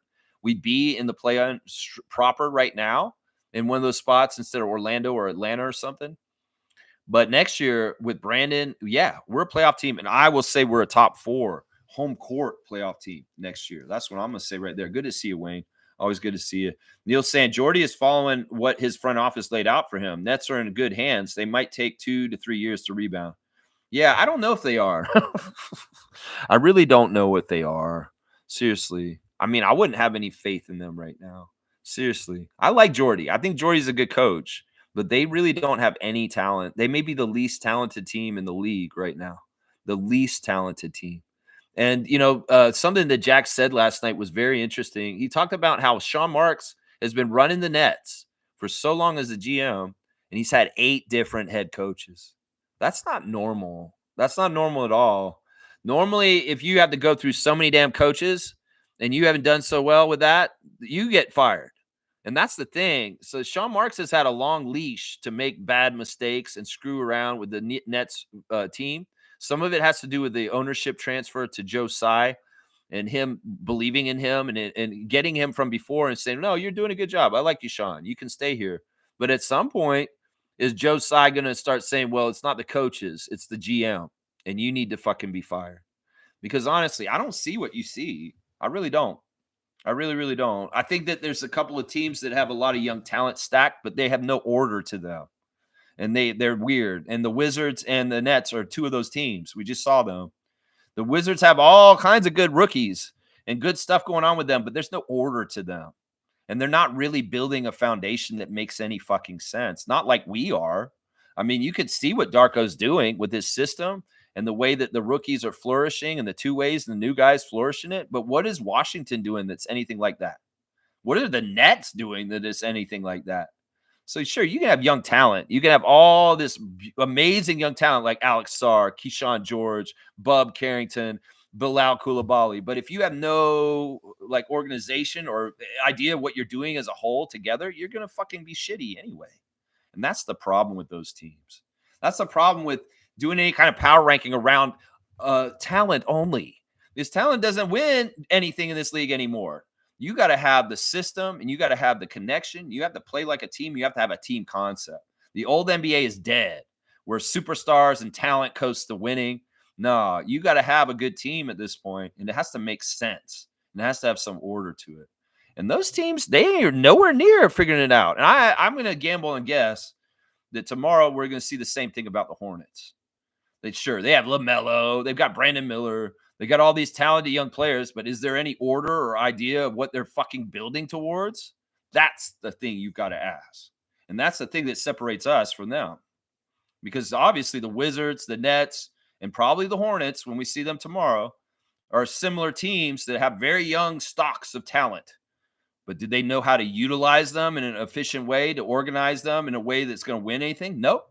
Because none of those 3 franchises have ever shown that they know how to get the shit together to do that. They've had talented rookie classes every decade, every once in a while, each one of these franchises. And they ain't done jack shit with them. That's the difference right there. That's what I'm going to say right there. I have no faith. I love Jordy. I think Jordy's a great guy. But, man, you can't do nothing with no talent. And if you're not organized and not doing it right, you're not doing it right. That's right. That's right. It's going to take longer than 2 or 3 years to rebound for them. I don't see the Nets in the playoffs for another 4 or 5 years. Seriously. Seriously, at least. And there's no guarantee they will even get the traction and the progress to even get somewhere. They may not even make the playoffs for 10 years. There's nothing guaranteed. Most saying, good morning, Raptor Freak crew. What a beatdown. What a win. Too good to tank. Stars of the game. Team effort. Orlando, Jamal, Scotty, RJ, JMO, Jameson. I'm very happy and pleased. Well, I'm glad you are. I'm glad you are. And you better be, because this is what you wanted. You got what you wanted. And that's good. Not everybody got what they wanted last night, though, Mo. And we have to be okay with that. Because in some ways, these are people that still want the best for the Raptors. It's just that they don't have the same kind of heart as you do. And, I'm happy they won. The main thing I'm happy about with last night is that we got 26 wins. And that's one more win than we got last year. And we've improved off of the first year of Darko. So if anything we can say, Darko did better this year than he did last year. And in some ways, that's kind of more impressive considering he had different talent on his team last year, that some of them were very, very good players like Siakam and Anunoby being on our team for half a season. And now we have 26 wins this year. So it's fantastic. I'm very happy about overpassing the win total from last year as of last night. And it's looking like we'll probably get to 30, guys. I'll bet you we'll get 30 wins in the season. And it'll be weird because, I know we only got 9 games left. If we win all 9, we're at 35. My original prediction on Basketball Rewind was 38 wins for the Raptors. And that was, I took it down to 28 after I saw all the injuries at the beginning of the year. So who knows? I'm going to be more right than beyond. That's for sure. We know that. Seymour saying, I want Jamal McGlure to coach the national team. I don't know if that's a good idea. I really don't know if that's a good idea. He could be good assistant coach for the team, but I don't know if he should be the head coach. That spot's hard. Andrew Jones talked about this yesterday in his final press conference for the season for 905 is, what did you learn being a head coach of the 905 this year for the first time? He said, man, I'll tell you this, being in this seat is difficult. It's hard. It's totally different than being an assistant coach. And I've had to learn, the main thing I learned this year is to be myself and to be unapologetically myself. And in some ways, I know what he's talking about. He's talking about, listen, Andrew Jones was fiery as the coach of 905, and he was very vocal, and he was fighting with the refs all year long. And he was very, very good at trying to finagle and fight for the team and getting the right calls fairly. And that's something he had to learn. And in some ways, maybe he was a little aggressive. Maybe he was a little imposing. Maybe he looked a little pissed off. But he had to be his true self to get the best things for the 905 and his team. And, man, I'm really impressed with him.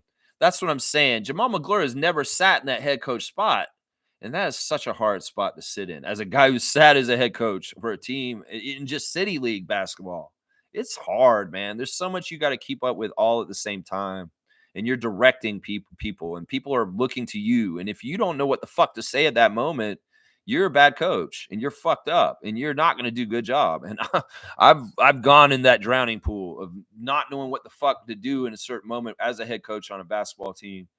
And it's scary. And it's like, you're the buck stops here. You better be the most confident. You better be the person that knows exactly what they're fucking supposed to do next, because you need to tell them ahead of when they need to do it. I don't know. Jamal was a great assistant coach. He's a great big man trainer. He's a great big man coach. But I don't know if he's a good head coach.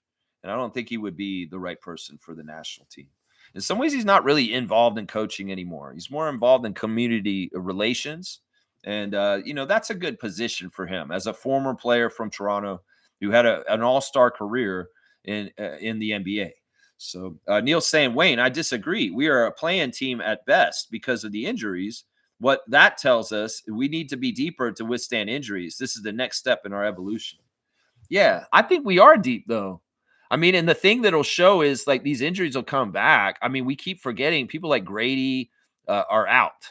Grady's been out. Jacoby was out for a good little extended time just now, too. We're very deep. And when we get Brandon healthy and we have different people on our team all available, that's going to kick all these rookies that got so much valuable time this year down the pecking order and more into the deeper bench. And this valuable time that they're getting right now will be useful if there are injuries to main starters and people that are important to our team next year. We'll have better guys to plug in as next man up, bench mob coming in. And they were mentioning the bench mob on the broadcast last night. It's like, are we getting something developed here? Similar to that nucleus that Fred VanVleet and Pascal were a part of, happening right now with our rookie class from this year. I think so. I think Jamal Shed in some ways is the vital piece of that, like Fred VanVleet, as the floor general leader, kind of unsung hero of that group.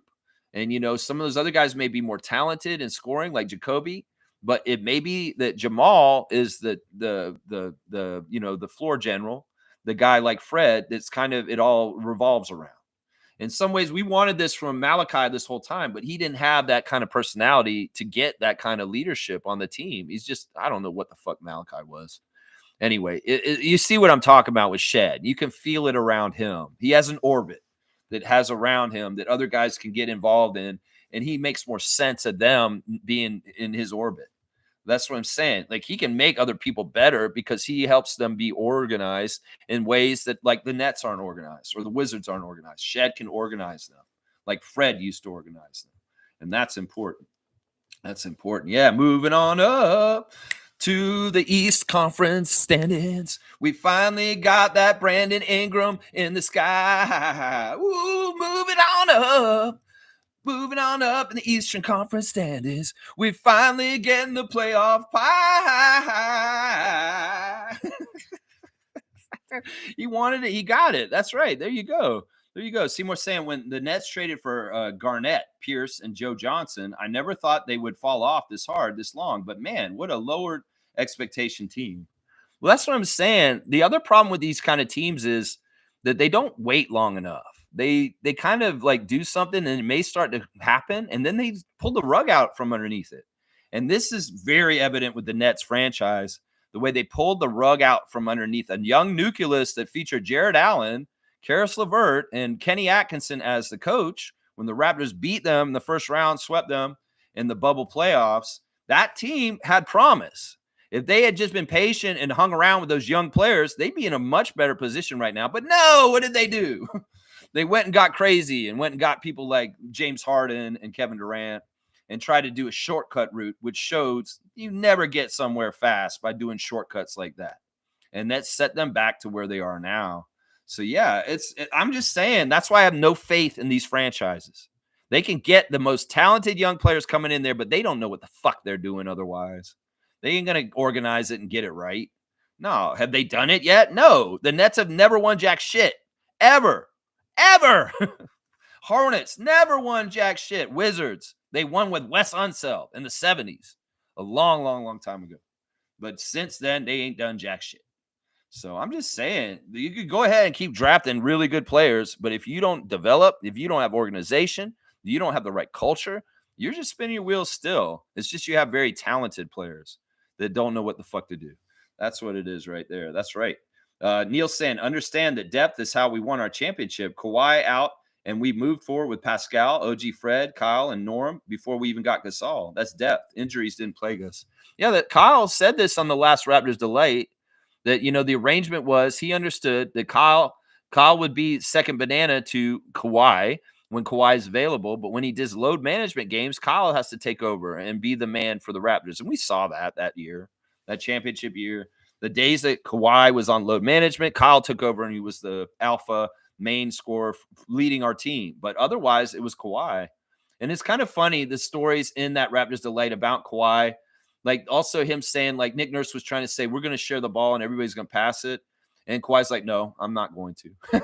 He's like, no, I'm going to shoot it when I get it, Nick. Sorry. And everything he said to Nick, he'd overrode. It's like, in some ways, Kawhi Leonard should get a coaching credit for some of the stuff that happened in our championship run, because some of the stuff Nick said, Kawhi said no. It's like Nick said, we're going to go to Milwaukee and we're going to try and win one. No, we're going to go there and we're going to win both of them, Nick. Sorry. Kawhi's saying, no, fuck that. We're going to go win both. And they did that in the finals too, when they had to go to Golden State. Nick said, well, we got to go to Golden State and beat them at least once like they beat us once here in Toronto. And Kawhi's like, no, Nick, we're going to go there and get both of them. So in some ways, Kawhi Leonard was the overriding veto vote in Raptors decisions as the franchise player deciding himself and stuff like that. And then Serge, he's funny too, talking about it all. Of course, yeah, they had some really good pep talks during that Milwaukee Eastern Conference Finals. Kawhi Leonard and Serge Ibaka said some shit. It was really awesome. Really, really good. But yeah, I'm not worried about our depth, Neil. Are you worried about the Raptors' depth for next year? Seriously, with these rookies, and they're all on rookie contracts still, yeah, we're not going to be in problems for depth next year. We're going to be good. In fact, we have so much talent, and we've got guys that are starting this year that are going to be benched next year, like Grady Dick and Ochai Agbaji. So we're going to be good shape. Jacoby Walter's gotten a lot of starts this year. So is Jonathan Mobo. So we're going to be good shape. That's right. Good shape. That's right. Mo's saying Darko did a great job with everything last night in the timeouts. Yeah, he's always been good. That's the strength he has. Timeouts are a strength he has. Nick Nurse was horrible at timeouts. Darko's very good with timeouts. Now, if Darko could be better with challenges, that would be good. That would be good if he could be better with challenges. I'll say that. His strength is timeouts, but his weakness is challenges. That's for sure. That's for sure. Kaloy saying for every lottery pick that succeeds, we have something like D'Angelo Russell, who was picked second. Yeah, he's good, was not developed to be a winning player. Look at Pascal, OG, and Fred, winning players. Well, that's what I'm saying. You can – that's why people that just go overblown for talent, I'm like, talent ain't it, bro. It's not talent. It's what makes these guys tick. It's what their work habits are. It's what they really want just the bag? And if they get the bag, will they be like, I'm good. I made my NBA bag and I'm good. I'm just showing up for games because I have to because I get paid, but I'm good. Or are they going to be like Scotty and voracious for accumulating success and progressing as an individual and getting better and better, even though they're a $500 million person? That's what I'm saying. And that in some ways, it's tough to gauge sometimes because these young players are all going to say the same damn thing coming in the combine. Oh, no, I really want to win. Oh, no, I'm really going to try. But you have to really kind of FBI check their mentality because they can say everything they want, but actions speak louder than words. And in some ways, Bobby may be not listening to them in a verbal interview. He may be actually just watching them physically, how they work in practice, how they get after it. Are they lazy in certain ways? That may tell them more than any lip service that a player coming in might say. Because seriously, you got to suss these guys out. And obviously, Bobby and Masai know how to find these guys because they found Fred, they found Jamal, they found Scotty. That's the thing. You find these kind of mentality guys that it's not good enough just to make the NBA and make the money. It's about winning. It's about being a better player every single day you come back to the gym. That's what it's about. And that's not totally there. I don't think people like Bradley Beal are like that. Seriously, you can say, oh, Bradley Beal, he's such an accomplished player. He's played for so long. Yeah, but where has he gotten to? He's not like DeMar DeRozan. DeMar DeRozan may not have won anything either, but DeMar DeRozan has progressively gotten better in his career every single year he's played in the NBA. And you cannot say that about Bradley Beal. So how the fuck do you figure out who's a Bradley Beal and who's a DeMar DeRozan? Well, ask Bobby and Masai. They know how to figure it out. And that's why I trust in them. That's right. You need winning players. You can't just have talent. You got to have the right makeup inside. Neil saying 4 American soldiers died in Lithuania and Dumpy had no clue. Another Dumpy administration screw up. Okay. Yeah. A little news note. Well, that's sad. I hate hearing that. All right. Let's see. Neil saying also, I think Darko can develop D'Angelo. I think D'Angelo is a lost cause at this point. D'Angelo falls in that category with Bradley Beal and Allen Iverson. High usage, low efficiency player that's never won jack shit. And somebody will say, wait, D'Angelo won a championship with the Lakers, didn't he? I was like, I don't know. I don't remember. I don't care. Overall, he's not usually adding to winning. D'Angelo Russell may be good for some trick shots and trying to win in a game that he's feeling like his ego needs to win. Then he'll take over and try and do it. But half the time he's lollygagging and he's not playing all out. That's true. That's true. I don't need D'Angelo Russell around me because D'Angelo Russell is old. He's almost done with his career, right? He's been through most of it. Yeah. How much you going to actually develop or learn at this point if he ain't learned by now? That's what I'll say right there. Yeah. Woof, woof, JYD. Woof, woof, woof, woof, woof, woof. I love the JYD, man. Let's do the 905 stars just real quick since I need to do those also. And I want to keep things moving here. My number 1 star for the game yesterday was Jared Rhoden. It's nice that Jared's come back from the ankle injury that he had briefly for a second there. He scored 32 this time. He had 30 in the game before. 41 minutes for Jared. He was absolutely tired. And in fact, he took the game-winning shot. He missed it. He could have like helped us to get back in the game, but he was absolutely tired. This team has no legs. They don't have enough depth. They have really 8 quality players, if that. And Jared Roden plays 41 minutes, and you expect him to hit a big 3 at the end of the game to win the game, and he misses it. Well, he's tired. He's tired. It's just tiring. 12 of 23 from the field, 3 of 9 from 3, 3 of 6 at the free throw line, 6 rebounds, 6 assists, 2 steals, 2 blocks, 4 turnovers, 32 points, even plus minus for Jared Roden, my star of the game for the last home game of the Raptors 905 season against the Long Island Nets yesterday. Yeah, in some ways it is what it is. The second star of the game was Evan Gilliard. Evan Gilliard's played such a great season. And this was brought up in the post-game interview, is we need to really understand Evan Gilliard's story this year is really special because Evan Gilliard the second was the starting point guard for the Raptors 905 most of this year. But where did Evan Gilliard the second come from? Evan Gilliard the second came to the Raptors 905 tryout, y'all. He was not somebody that they went and got like Frank Kaminsky or Eugene Omoruyi. He showed up in Mississauga and paid the fee to join the team and tried out. And he went from bench player. He passed Kennedy Chandler early in the season to starter, and he's just been flourishing. And the journey of Evan Gilliard needs to be celebrated. Some of these journeys on the G League are not necessarily about getting to the NBA. Some of them are just proving that at this level, you can get better. And Evan Gilliard did that this year. I'm telling you, he was a walk-on tryout in the summer of last year. And he's finishing the end of the year as their bona fide, one of their most steady players as the starting point guard. That's impressive. That's a journey, y'all. And that was noted in the post-game conference by Andrew Jones, Lindsey Dunn, and different people. And also Tyler Perry is another one. Tyler Perry, in some ways, was at the end of the bench, didn't hardly ever play at all this season, early in the season, but he got to play a lot near the end. And he won a game for us at the free throw line a couple weeks ago. And that was a special moment. He may never have a better professional basketball moment in his life after that one. But he got to the point where he could win a game for his team at the free throw line by making 3 straight free throws. That's special. That's a memory forever. So I want to commend Evan Gilliard II as a walk-on tryout for the 905 on his journey this year and how far he got and how much better he got. And all these guys developed and got better and better and better. And Evan said it wasn't that easy this year. At times there were times where it was tough and you get down on yourself, especially with that losing near the end of the season that they just did. And he had to be strong for everybody else as a point guard and a leader and trying to be upbeat and staying together and staying a positive. And he felt like he did a very successful job of that, even within all the kind of misery. Because think about it. You're in the G League. You're trying to make the league, and you're on one of the worst teams in the G League losing-wise. It's tough mentally. And, well, a salute to you, Evan Gilliard II, for your amazing dream season of what you made happen for yourself on the Raptors 905 this year. 6 for 10 from the field for Evan. 3 of 4 from 3. He's money on those three-point shots. I love seeing him shoot. 6 for 6 at the free throw line. Very professional. 1 rebound, 3 assists, 1 steal, 1 block, 3 turnovers. 22 points for Evan, a -10. Yeah, really good stuff. My third star of the game is Eugene Omoruyi. Omoruyi is awesome. I love that guy. He's such a hometown guy. He really got a kick out of playing in Mississauga this year and being around his family. I know he would have loved to have played for the Raptors, and maybe he'll still get a chance before the end of the season.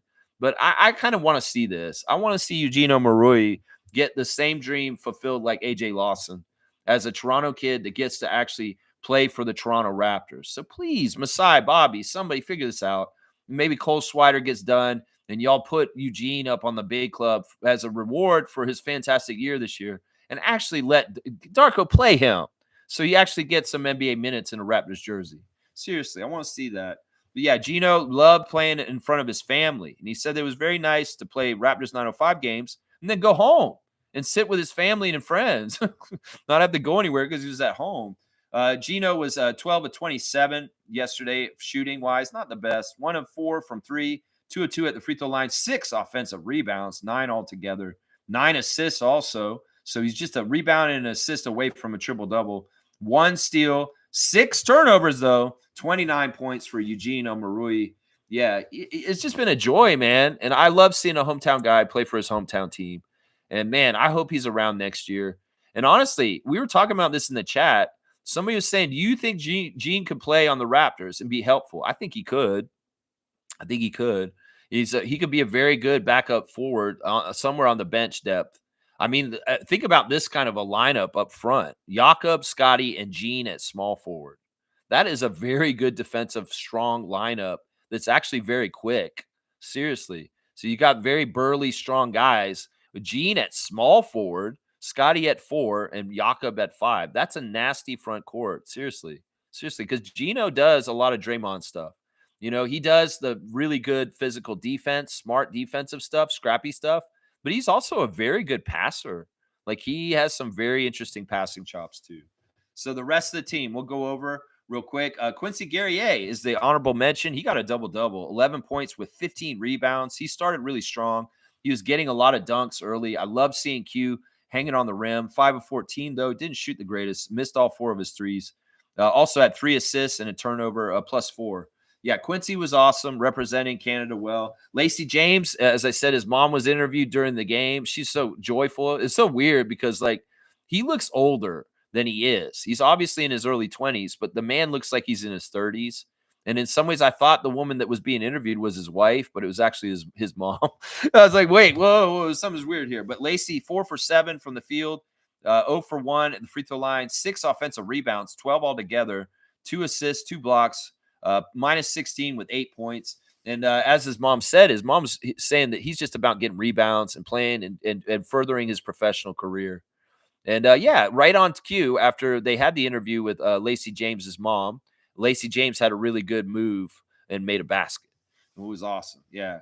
Let's see. Also off the bench, Tyler Perry, 10 minutes, 1 of 2 from 3, with 3 assists, 1 steal, 1 turnover, 3 points for him. Tyreek Key, 18 minutes with 3 points also off of 1 3 made, 1 3 shot, 1 rebound, 2 assists, 1 block, 1 steal.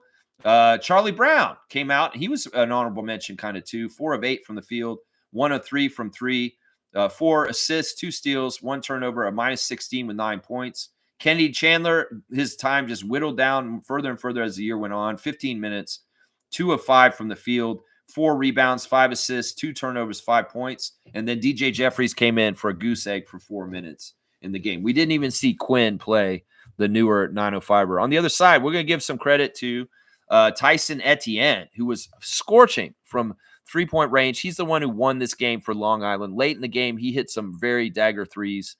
7 of 12 from 3-point range last night. Tyson Etienne, their two-way. And once again, they were playing two ways. We didn't play any of our two ways in this game yesterday, except for Roden. Roden's the only one. Killian Hayes, 20 points. He got injured in this game, though. It looked like it might be bad. 8 of 17 for Killian with 5 rebounds and 4 assists.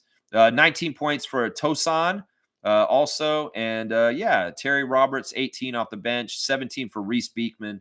Kevin O'Banner got 2 points off the bench. And he seemed like he was kryptonite for Jared Roden. Every single time Jared Roden tried to go at the basket and Kevin O'Banner was around for the Long Island Nets, it ended badly for Roden. So I don't know what it is, but Kevin O'Banner's got the answer for neutralizing Jared Roden. That's what I know about that. Drew Timme, absolute non-factor. He went from a 50-point game this past weekend. He shot 6 of 10 with only 14 points, 7 rebounds, 3 assists. One thing I noticed about Drew Timme is he talks a lot of shit. That dude, when they're lining up in the free throw lines, he was talking to Eugene, all kinds of trash talk. And he's talking to Jared Roden too. I don't know what that man's saying, but he's talking trash. And I don't understand how he could be talking trash looking like Zach Galifianakis from The Hangover running around out there. Like, seriously, that's what he looks like to me on the screen. He looks like he's between two ferns, ready to fucking interview somebody with some jackass questions.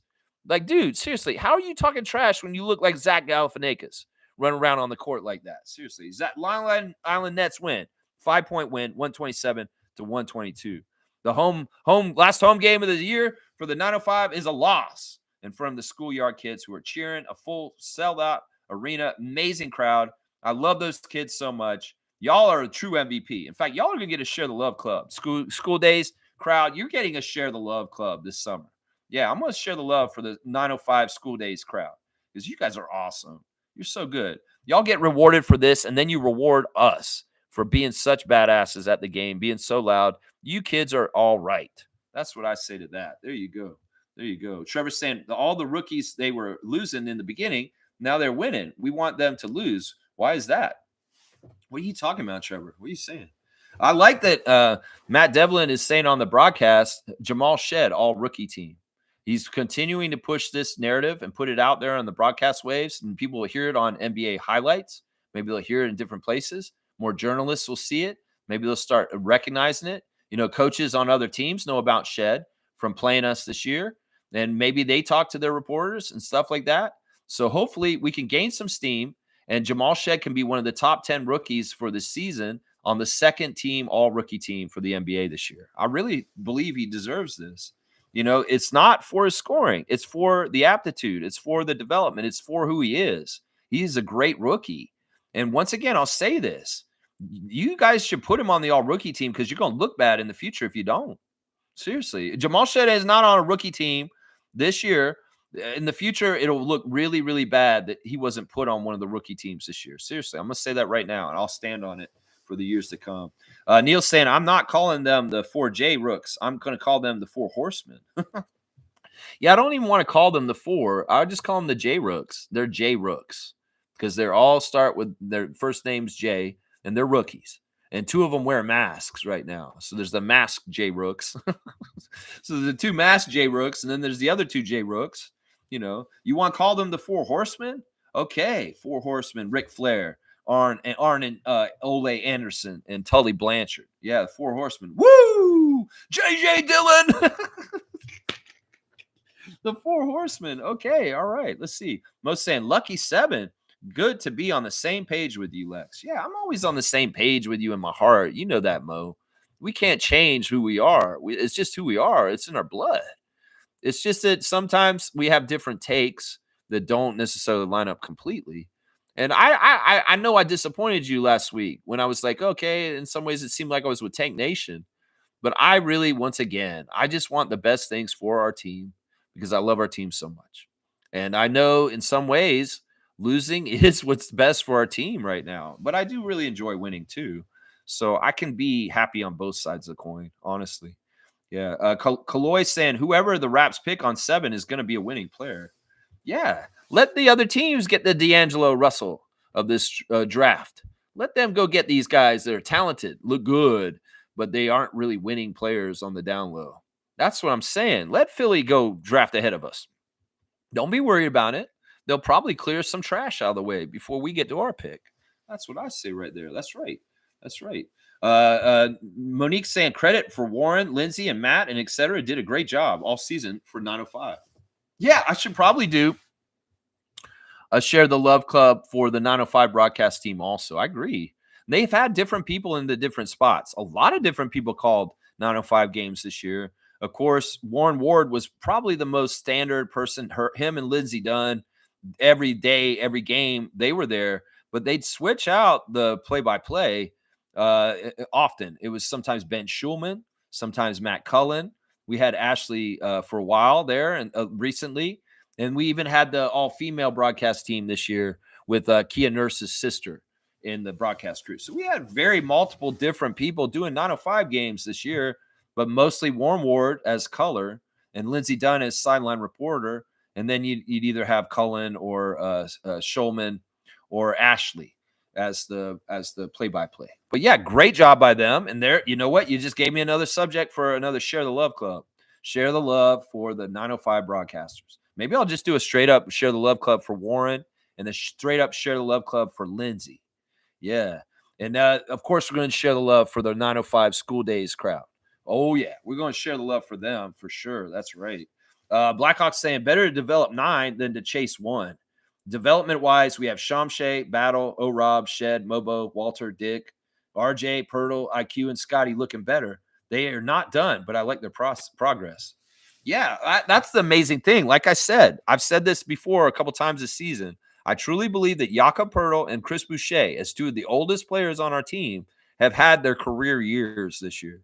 I think that Pirtle has had his best year as a pro ever this year for the Raptors. And I'd say the same thing about Chris, too. And that says something about the Darko factor. That really does say something about him. That we have players that are almost 10 years into their NBA career, and they're showing their career years with Darko right now. Sometimes the prime, the best year of a player is like around 6 or 7, but these guys are past that, and they're showing the best stuff now. And I believe that has to do with Darko. I really do. Yeah.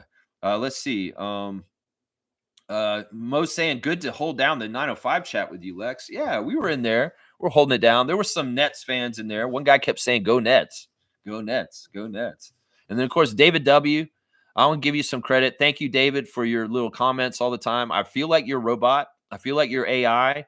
You're always giving us the score chance, the score, and the probability of winning. In some ways, it's very interesting. I know you're not. You're just a very deliberate person. The way you do things. In some ways, you may be autistic like me. That may be part of the why you do it the way you do. Some people that don't know who David W. is in the Raptors 905 YouTube chat, well, you go in there with us, you'll see him. But there's just some of us that are always there. Me, Mo, David, Blake Murphy. We're the regulars, and we're in there often. And yeah, it's fun to be in that chat and talk to different people. I started blocking everybody who was overly pro Nets, and I was just like, yeah, I don't want to see their stupid comments. But always nice to share the chat with you, Mo. Always nice. Yeah. Reggie's saying that per Michael Grange, Gordon Hebert is considered to be the front runner to be the coach of the Canadian men's basketball team. He was a coach for Germany for many years. Canadian comes home, it seems. Yeah, this is part of why I'm talking about this. I read Grange's article about Jordy and who should be replaced for him. And they're also needing to replace the women's senior women's basketball team also for Canada. So there's going to be a new regime with new coaches. And he put Hebert at the top of his list too. And I was thinking about it. He's like, he's right. He's right. This guy's coming straight from highly competitive Olympic Games with Germany, and he's Canadian. And in some ways, he's free. Why don't we do this? In some ways, I think he'd be a good one. I don't think he'd be upset to be coaching Jamal Murray and Shea Gilgeous-Alexander and R.J. Barrett. I don't think anybody would be upset to get the keys to that team and try and coach them. It'd be interesting to see the contrast of how he does it compared to how he did it with Germany. And of course, he's had huge success with Team Germany in the last couple of years. So we know he's good and adept at what he's doing. He's not going to be a rookie. He can come in and he'll know exactly what he's doing. So yeah, I could see this being the guy who gets hired. I fully endorse it as a Raptors freak. And if anybody cares about what I have to say about it, I say you should hire Gord. Hire Gord. If you don't, you could hire Jama, but I don't like the crossover with the Raptors necessarily. And I've explained why. Yeah. Let's see. Blackhawk saying Dumpy is okay. I don't want to talk about him, Neil. I know you're getting around my word thing. I really don't want to talk about him. In some ways, he doesn't exist in my world right now. I ignore everything that has to do with him. I see what's happening. I'm not stupid. I'm reading all the dumb stuff that's happening and all the dumb decisions they're making. But in some ways, I've decided I don't want to do as much politics here. If I do politics, I'll bring it up myself. But in some ways, I don't want you guys to introduce it every day in little comments like this, because in some ways, I don't want to talk about it every day.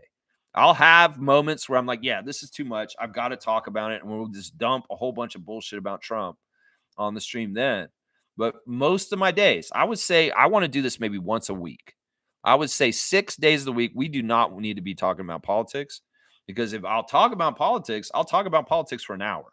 And I can, and I will. If you really want me to talk about this, I will, but I don't want to, because in some ways I hate it. And in some ways I'm aware of what's happening. I want to talk about it. In some ways I want to inform you guys on stuff that's important, but I don't want to be mired in talking about this fuckface every single fucking day, because yeah, it's annoying. He's saying Dumpy is making us racist against pickles now. This world is going to hell. It's not that we're racist against pickles. It's just that I want people to buy Canadian. And in some ways, we can educate ourselves on what is Canadian and what is not. And that's what I'm saying. Tim Hortons isn't even Canadian at this point. If y'all are going to Tim Hortons because you're trying to support Canada, you're not. You're sending money to America, because Tim Hortons is an American-owned company at this point. So it's like, seriously, we got to educate each other on what is actually Canadian at this point. And these pickles are truly Canadian. They're from Ontario, pickled Canadian. Look for this brand. And if your grocery store doesn't carry these, demand they do. Tell them you should buy Pickle Canadian right now, because we want to buy Canadian pickles. We don't want to buy American pickles anymore. And Vicks, or whatever it is not Canadian anymore, y'all. It's been bought by an American corporation, and the money goes to America. So it's just education on 100% Canadian products. And remember, buy all your gas at Pioneer or Ultramar gas stations. 100% Canadian operated, everything having to do inside Canada. I really like that Mark Carney is saying that he wants to do a couple things. He wants to strengthen our automobile industry.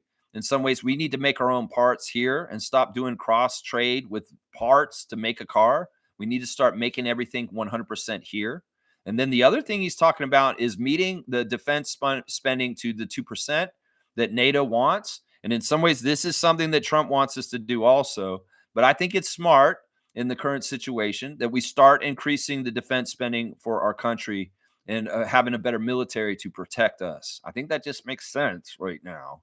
So I like that Mark Carney's doing that. And in some ways, it's important for him to guard the Arctic because, this is the thing. The United States is in cahoots with Russia. You're hearing Joe Rogan say, I'd rather go to a UFC event in Russia than Canada right now. Well, fuck you, Joe Rogan, you piece of shit. And every male out there that bases anything in their lives on Joe Rogan and what he says, you're idiots. And you need to get out of that little cult of Joe Rogan right now because he's not a good person. And in some ways, he's a tool for the misinformation of Musk and Trump and some of the things that they're trying to do. And he has been all along. He's very much been shaping young male lives and minds with his bullshit on his podcast and to make things more favorable for this MAGA bullshit that's going on right now. So just understand that about Joe Rogan. But what I'm saying is it's smart for us to protect the Arctics and the oil reserves and things like that up there because there's overtures that Russia, they look at the over top of the world as a place where they can invade from that side. So in some ways, we're in a sandwich spot between fuckface Putin and fuckface Trump. And like I said, everything that Russia does is something that Trump admires because he likes their whole system. In fact, he's trying to install the oligarchy of Russia in the United States currently. And he's having some success right now. The people need to take it back. Anyway, this is my political aside for now. I appreciate Mark Carney increasing defense spending for Canada and saying that we need to start making more Canadian 100% products. I agree with all that. Kaloy saying Americans need to impeach the Orange Man before he destroys the United States and causes civil war. There's going to be some problems. In some ways, they got to do something.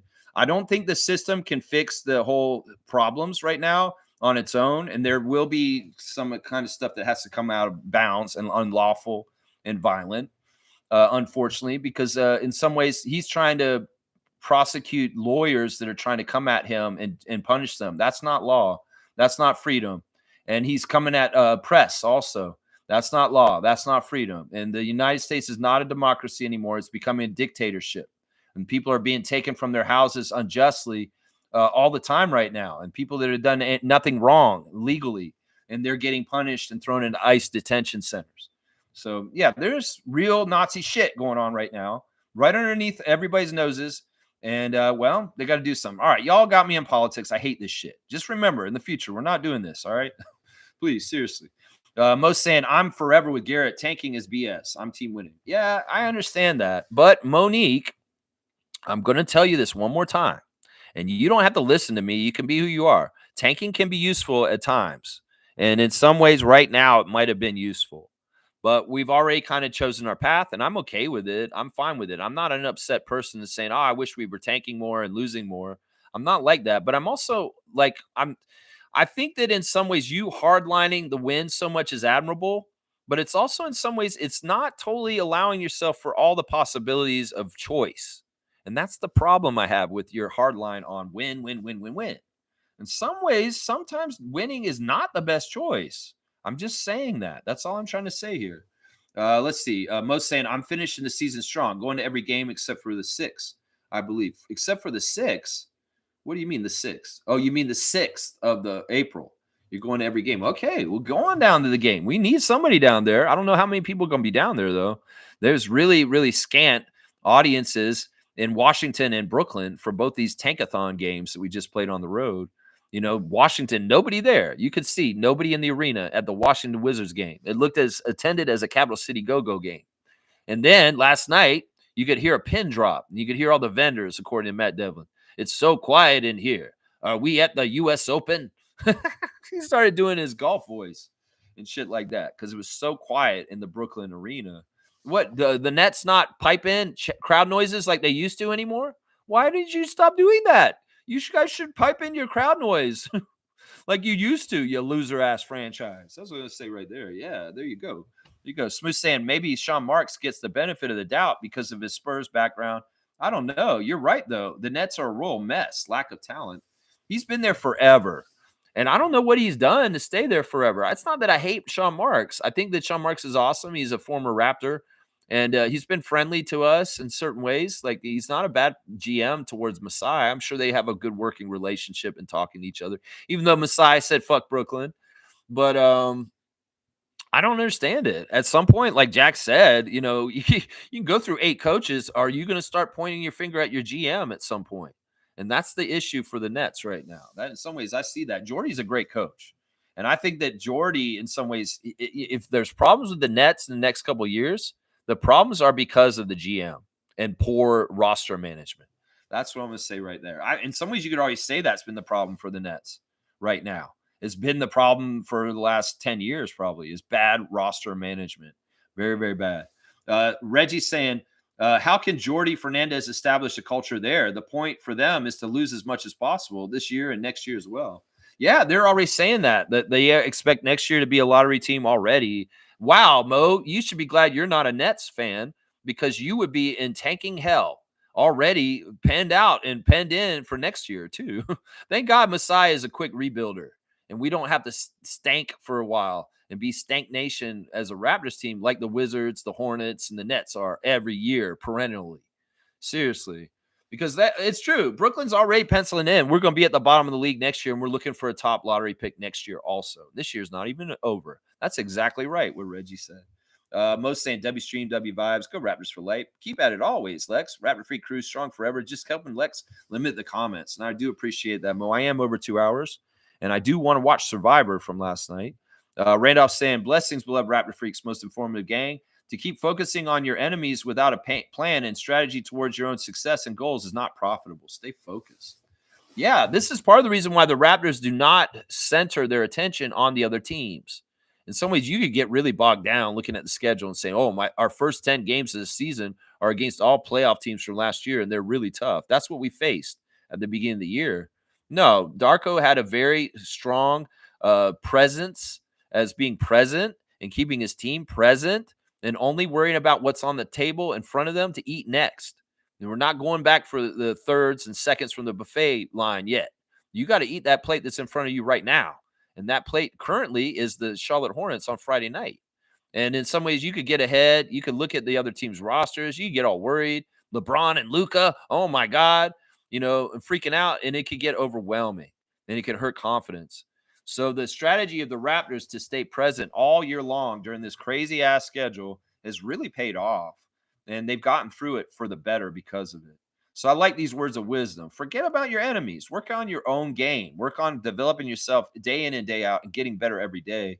And you will get better and you will meet the match against your enemies and win because you focused on making yourself better every single day. I like that. Blessings to the Phillips family and all the Raptor Freak families out there. That's right. Smooth saying Jamal McGlure was never a Team Canada guy, man. From an inside source with him I used to talk to. Yeah, I mean, he never played for us in Team Canada, did he? I'm trying to think. We would have loved to have had him, but, it could have been, there was a little period between Nash and Rowan Barrett Sr. and them around 2000 and them being successful in getting the Olympics. There was a dry spell where we didn't get the Olympics. And you got to think about who would have been around Jamal in the cohort with him as far as Canadians to help try and contribute to the team to help win. And Jamal may have been like, you know what? These guys aren't talented enough. I'm going to embarrass myself. And I'm not even going to get involved with Team Canada. Because who would it be? Like Corey Joseph, Anthony Bennett, those guys are a little bit after Jamal. So it's really like the end of Rick Fox's career. Like, who were the Canadians? Steve Nash. Okay. Steve Nash and Jamal McGlure. That would have been a good combo. But is that enough? Is there any other NBA players that are high enough caliber to add to that group to make them good? So it could very well be that Jamal just did not get involved because, the team was not good. And Team Canada went through a really bad dry spell in between 2000 and to now. And we built it up over time, and they came. Yeah, SGA, RJ, these guys came. Lou Dort, they came. But when Jamal was in his prime, the Canadian talent around him was probably not that deep, is what I'm saying. And that may have been part of it right there. Seymour saying Battle could be a baby Tayshaun Prince. I don't think they're the same kind of player. Tayshaun Prince was such an interesting, kind of like long, lanky energy guy that was really all about his length and his arms. He wasn't necessarily a gifted offensive player. It was more that he was just a shit disturber, active guy who was all over the place. Sure, he could make shots and he'd make baskets here and there, but he wasn't really a good scorer. It was really that he had a long arm body that was very good defensively. I would say the person that's more like Tayshaun Prince is AJ Lawson. I wouldn't say that Jamison Battles like him. I wouldn't say Battles like him. Yeah. You're saying that sucks to Reggie. Oh man, that sucks, man. Yeah. Smooth saying he wanted preferential treatment because he was the only one in the NBA at that time in the history of Canada, the history of the game. Yeah, this is kind of what I was saying right now. So Jamal wanted preferential treatment on Team Canada, and this is probably where the problem was, is that Team Canada's coffers and budget was not very good, and they probably couldn't spend a whole lot, and maybe some of the extra treatment that Jamal wanted was out of their budget, and they couldn't afford to spend it on him. That's probably exactly what it is right there, what I just said. Seymour saying he would have been my choice, but if he isn't, he ain't passionate then. I think that Jamal's not really a natural coach. I think that he's a good like assistant coach for like culture. And, in some ways it's kind of like the Garrett Temple role on the bench. He's a former player that knows how to be a pro and can teach the young guys on our team how to be a pro, but he's not necessarily a good X's and O's coach. Let's just put it that way. Does that make sense? Like he's good for culture. He's good for instruction on how to be a better man and a better pro and a better player, but not necessarily good at playing calls in the middle of the game or handling the game or running everything. Does that make sense? Because that's what my original comment was about Andrew Jones, is that, that seat is way different than the assistant coach seat. And when you sit in that head coaching spot, there's way more responsibilities and duties and things coming at you from all angles. And I just don't know if Jamal McGlure had those kind of like coaching chops. Let's just put it that way. He never showed any kind of advancement through coaching. And the other thing is, even if he didn't go up to a head coaching job in the NBA, which is hard, ask Adrian Griffin, he never went and coached any lower level. Like, has he coached college at all? Has he been coaching any high school teams in the Toronto area? Maybe. But I'm just saying, I've never gotten the impression that Jamal McGlure was a very good head coach, is what I'm saying. And for damn sure, he shouldn't be coaching Canada if that's true, is what I'm saying. Neil's saying, I agree we are deep, but it needs to be the level where you can withstand your top 3-star players being out. Next season, we get another shot to prove it. This season, we prove we aren't. I won't totally agree with you, Neil, because in some ways, look, the injuries came at different times during the year, and some of them were not ideal because they came at the beginning of the year. And in some ways, the rookies were all learning orientation to this team, to the season, to the NBA, and they weren't ready to carry the next man up mentality when some of our key guys were out in the beginning of the year, like Emmanuel, Scotty when he was out at the beginning of the year. And that was the time. But these guys weren't ready, but they are now. Now, I would say if it was flipped and we had the same kind of injuries to Scotty and IQ right now, and they were not available, these guys would be showing up and playing really well underneath them. It's just they weren't ready at the beginning of the year.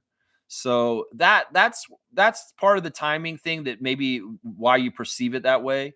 But I think at this point, with most of the year under their belt, Jamal Shed, Jacoby Walter, Jonathan Mobo are savvy enough to hold the fort if these guys are out and try and help us win. And some of it is evident in the games we're trying to tank. And these bench guys come in and they win the game anyway. So I don't know. I think that we're good. And the fact that they're getting key minutes now in this stretch of time is really going to help next year.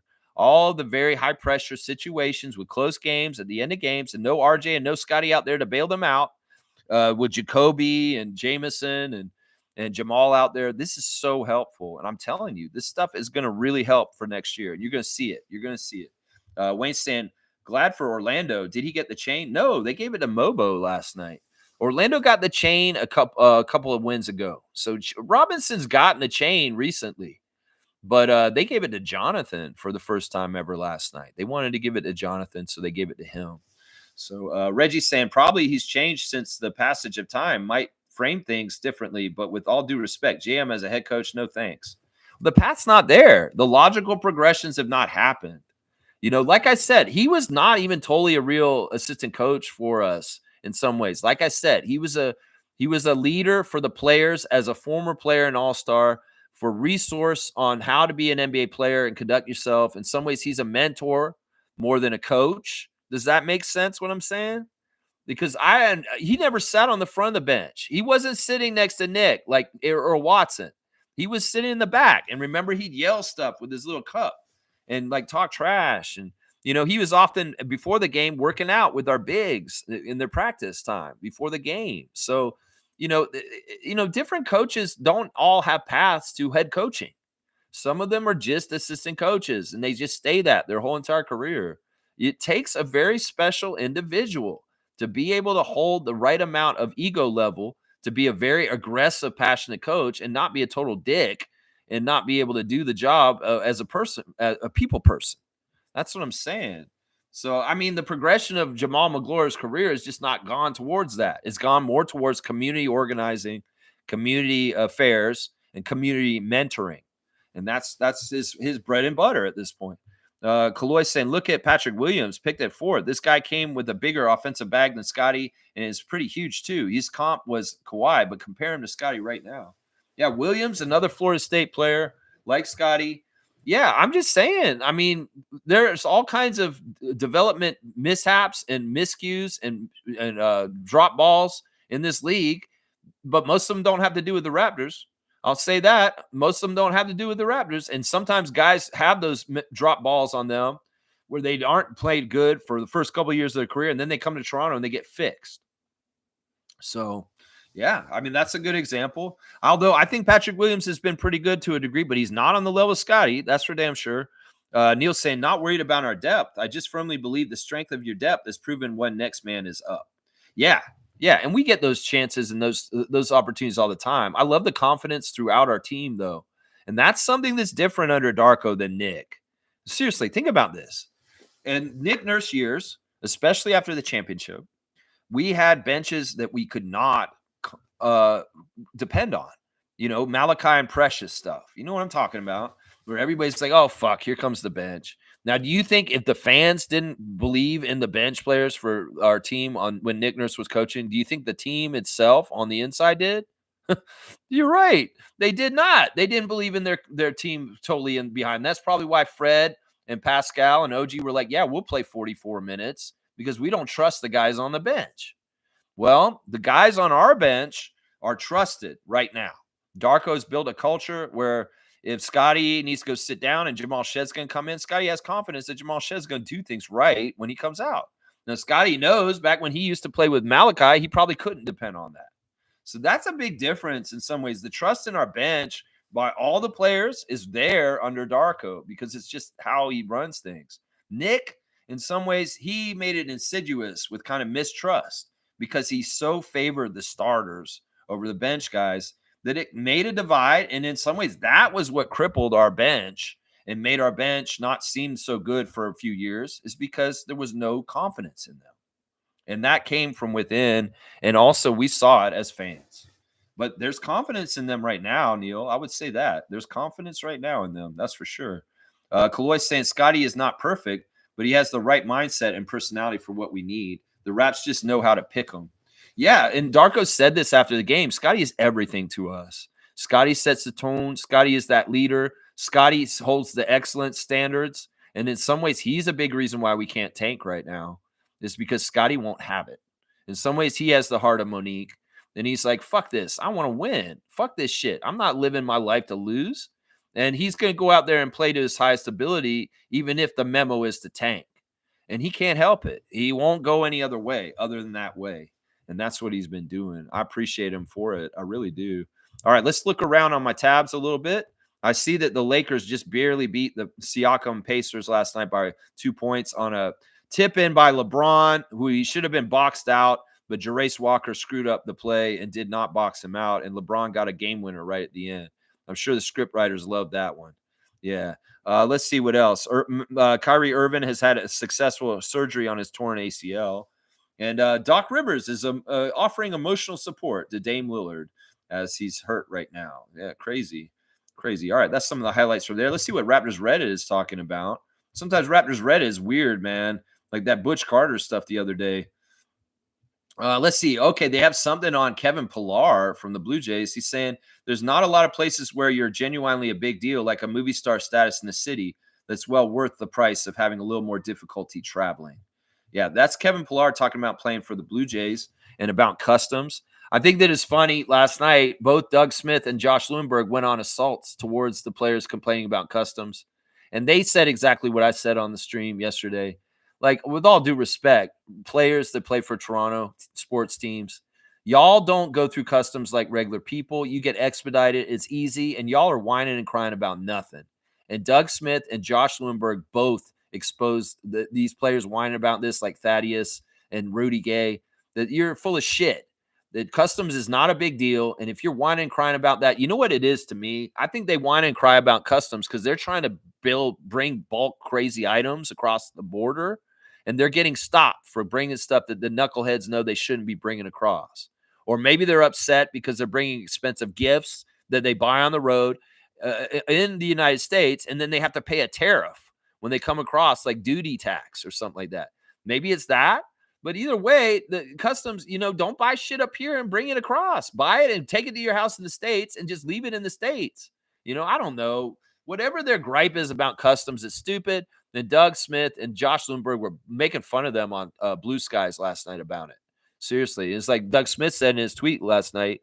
He said, now the Raptors will go to back home to play Charlotte on Friday, and they'll have to go through customs to get back. And I'm telling you, it's going to be so awful going through customs. Doug Smith trolling them. Trolling them. There's Jonathan Mobo with the chain. I love to see that. Raptors social media is kind of out of pocket right now. Raptors Reddit is calling them out. It's like Raptors social media posted a picture of RJ looking at Scotty, and it says, how I look at bro when he's making fun of me in public. Like, what are you doing, Raptors social media? Official Raptors admin. Some of the shit you guys have posted this year has been immature, infantile, and not serving the team. And y'all need to check yourself. When you post something, maybe it's funny to you, but you need to fucking look at all the different things that have to do with it. Y'all fucked up with Malachi Flynn and Women's Empowerment Day a couple years ago, posting something you shouldn't have posted and made us look bad. Well, you guys are in danger when you're trying to be snarky, funny, little stupid shits like Raptors Delight commentator. Seriously, these little jokes are not funny. Like, you're trying to say, oh, this is how RJ looks at him when you're making fun of him.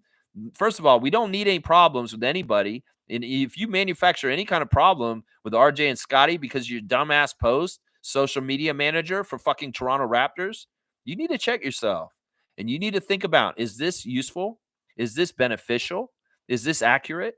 Is this even necessary? Because this post was not necessary. And this is a negative post. And it's not helpful. And it's fucking disgusting that it comes from an official social media manager of the Toronto Raptors basketball team. That's what I'm going to say about that. Seriously. Raptors admin, quality control, and maybe rein it in. And even though you think something's funny to yourself personally, maybe most of us don't have the same sense of humor. So maybe you need to fucking go through a couple of editors before you post bullshit. Because you really did get us in trouble on Women's Empowerment Day a couple of years ago with Malachi Flynn. You really did. Yeah. All right. That's enough Raptors Reddit for today. Let's see. Has Blue Skies got any interesting new things put up here? No, Blake's on Blue Jays talk now because it's opening day. So Blake is going to be talking about Blue Jays this, Blue Jays that, all that bullshit. All right, enough Blue Jays. We want to still talk Raptors. I'm sorry. That's what I want to say right there. Happy birthday to Ed Pickney. Ed Pickney is the first player to ever touch the ball as a Toronto Raptor. He did the jump ball against the New Jersey Nets in the original first game the Raptors ever played against the Nets. The first game they ever played in the NBA, Ed Pickney won the jump ball, and he was the first Raptor ever touched an NBA ball in the history of the Raptors franchise. So happy birthday to Ed Pickney, who's actually 72 today, guys. Is that right? No, he's 60. He's 62. Sorry, 62 today. 62 years old, the former Villanova Wildcat who battled Patrick Ewing in the 80s in the March Madness at this time. Yeah, Ed Pinkney is awesome, y'all. I got to meet Ed once when I was in Florida. I was at a Florida State game, actually, Florida State basketball game at the Donald L. Tucker Center. And Ed was there as a scout, scouting something. And I came up to him and I said, I'd like to just shake your hand, sir, as the first Raptor to ever touch a basketball in the NBA. And that was cool. Also, guys, it's assistant coach Jim Sand's birthday today. So happy birthday to Jim Sand, our practice coach, our badass coach, our longest standing coach, our coach that's been around our team a lot over the last 30 years. So happy birthday to Coach Sand. We love you, Jimmy. And also happy birthday to Ed Pinkney, y'all. That's right. It's Ed Pinkney's birthday, y'all. Y'all check out the Kensington Variety VIP Club. It's got an interesting episode called Isolation Play today. I'm asking the customers at the store what they're doing in isolation at their house at the beginning of the pandemic. So, yeah, that's what's going on there. Yeah. Smooth saying, I don't remember D'Angelo Russell on that Lakers chip team, man. He wasn't on that team. Yeah, he probably wasn't. He probably would have hurt them. Danny Green was on that team instead. Yeah, so I don't think he has a chip. I don't think he has nothing because he's just another one of those high volume, low efficiency players that I don't like and I don't want on my team. Most saying, why is Brian Scalabrine so desperate to have Cooper Flagg on the Raptors when we have Brandon Ingram? Get the fuck out of here. He's been up here in Toronto a lot on the Fan 590. I hardly listen to the show, but yeah, so you know, Lex. Why is Brian Scalabrine on the Fan 590 lately? And who's putting that Celtics mouthpiece piece of crap on the Toronto airwaves? Yeah, I don't understand why he's saying that. In some ways, maybe it's because of what I just talked about. Is that, you know, in some ways he's thinking long term. He's like, yeah, we want him in Boston. It would be awesome if he goes to this Raptors as a top draft pick and he develops on the Raptors for a couple years. And we want him there because we know Darko and the Raptors develop really good. And then he'll come to the Celtics when he's ready as a free agent. That's probably what Brian Scalabrine is thinking, Monique, right there. He appreciates how good we are at developing players, and he wants to send Cooper here for his early career, and then he'll go to the Celtics when he gets the first chance. That's probably that bullshit right there. You know, in some ways, that move is what we did with RJ, y'all. It's like, yeah, I mean, when the Knicks drafted RJ, I felt bad for him. I said a prayer for him. I really did. I said, oh, Lord, please help Rowan Barrett Jr. as he plays for the New York Knicks as a rookie. I feel real bad for him that he's got to go to the Knicks. I feel real bad that he's in James Dolan's team. Well, he went there. He got some of the hard early professional lessons of the NBA out of the way on the Knicks, and in a more refined, developed place, he came back to Toronto, and that's what we wanted. That's what we wanted. So in some ways, that move that Scalabrine probably wants to do with Cooper Flagg is what we did with RJ. Seriously, right there. It's exactly right there. Yeah. Most saying, believe in Cole Schwider, Lex. I don't. I have no reason to believe in that guy. I've seen him on G League too. That's not the first time I've seen him play. He's never impressed me. Seriously, I think Joe Wieskamp's better than him. Seriously, Joe Wieskamp. And we saw how far Joe Wieskamp got with us. Nah, I don't believe in him. He had one nice shot that looked nice. He had one stroke, one three that he made, and that's it.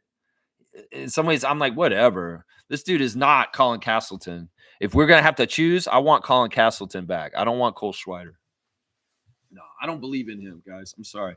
And he's going to have to do a lot to do better than Colin Castleton. I'm sorry. And I don't see it. I don't see it in his player build. I don't see it in his athleticism. I don't even see it on the extras. You know, he didn't make shots last night, and he didn't help us on defense either. So, like, what the fuck is he worth? Seriously. If he's not going to make his shots, that's his bread and butter. He's got to at least do that. He's not going to make his shots. Well, he's Joe Wieskamp. His latest year, Joe Wieskamp. I'm sorry. The act that he follows was so much better. 20 days of Colin Castleton. Nobody's going to beat that on the 10 days coming in. I'm sorry. And Cole Schwider has no future with us, guys. I'm going to say that right now, y'all. Reggie's saying probably because Brian knows as soon as Cooper becomes free agent, he becomes Celtic. Exactly. I just said that. Yeah, Reggie knows what's up. Reggie knows what's up. We're saying it together. Let's see. Stargate saying at Mo, I would take anything about basketball you get from the Fan 590 with a grain of salt. The Fan 590 has declined in the past few years. They seem to like bashing basketball now. It's sad because the Fan 590 used to be the best for basketball in the whole entire city, but that was when Chuck Swirsky had a show on it. And Chuck Swirsky brought a certain level of respect for the NBA and the Raptors that's lacking at that station at this point. And I agree with what Stargate's saying. Don't listen to them about jack shit with the Raptors at this point. Is Bob McCowan on that channel? Yeah, that's enough you need to know. That's enough you need to know that you don't need to be listening to Fan 590 for Raptors content. I'm sorry. I am sorry. It used to be that was a place to go because of Chuck Swirsky, Eric Smith, always been fantastic at the Fan 590 doing stuff for Raptors. I'll give those guys their due. But Chuck's been gone for so long. And man, that was the heyday. The Chuck Swirsky show on the Fan 590. What a fucking gem that radio show was. That was the best, man. I'm telling you right now. Yeah. Stargate saying all those guys on the Fan 590 are anti-basketball hockey heads. The only hockey guy that has ever had any respect for basketball on the Fan was Gord Stellick. Yeah, and even him, I didn't like him either. Gord Stellick, I remember him. Yeah, I didn't think he was that fair to us either. And you're saying he was one of the more fair guys. I mean, I'll agree with Stargate. I haven't listened to Fan 590 in probably a decade, but I could see this all being true. What you're saying, Wayne's saying, "Great job, Lex, on promoting Canadian products. I am from the Caribbean, and since I have lived here, I always buy Canadian first and only. I have always frowned on American products. Canada the great." There you go. I love that, Wayne. Well, I'm gonna say, like the item today, Pickle Canada Canadian, is a little bit difficult to hard. It's a little bit difficult to find. It's niche. But you know what? We can be, as consumers, powerful by going to the management and saying, I want you to carry this. I want you to carry pickled Canadian. Loblaws is not going to have this. So fuck the big corporates. Go to the small markets and get this. And even if this is a little bit more, think about it. You're spending money in Ontario that stays in Ontario. Not any percentage of it goes anywhere into the States or into the big corporations like Loblaws.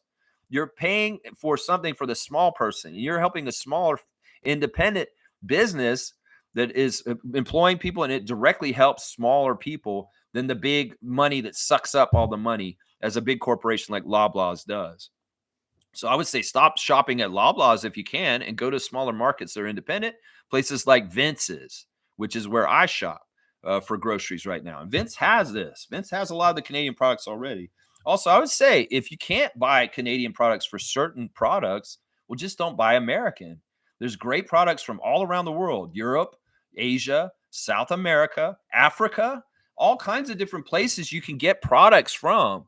And, you know, it may be that you can't find the best soda from Canada Dry, okay, but you could get a San Pellegrino from Italy and drink that instead. And that is not American. So there's stuff that's imported from other countries that can be second in the priority list after buying 100% Canadian. There may be a lot of great products from the Caribbean countries that you come from, Wayne, is what I'm saying. I would buy that before I buy American at this point.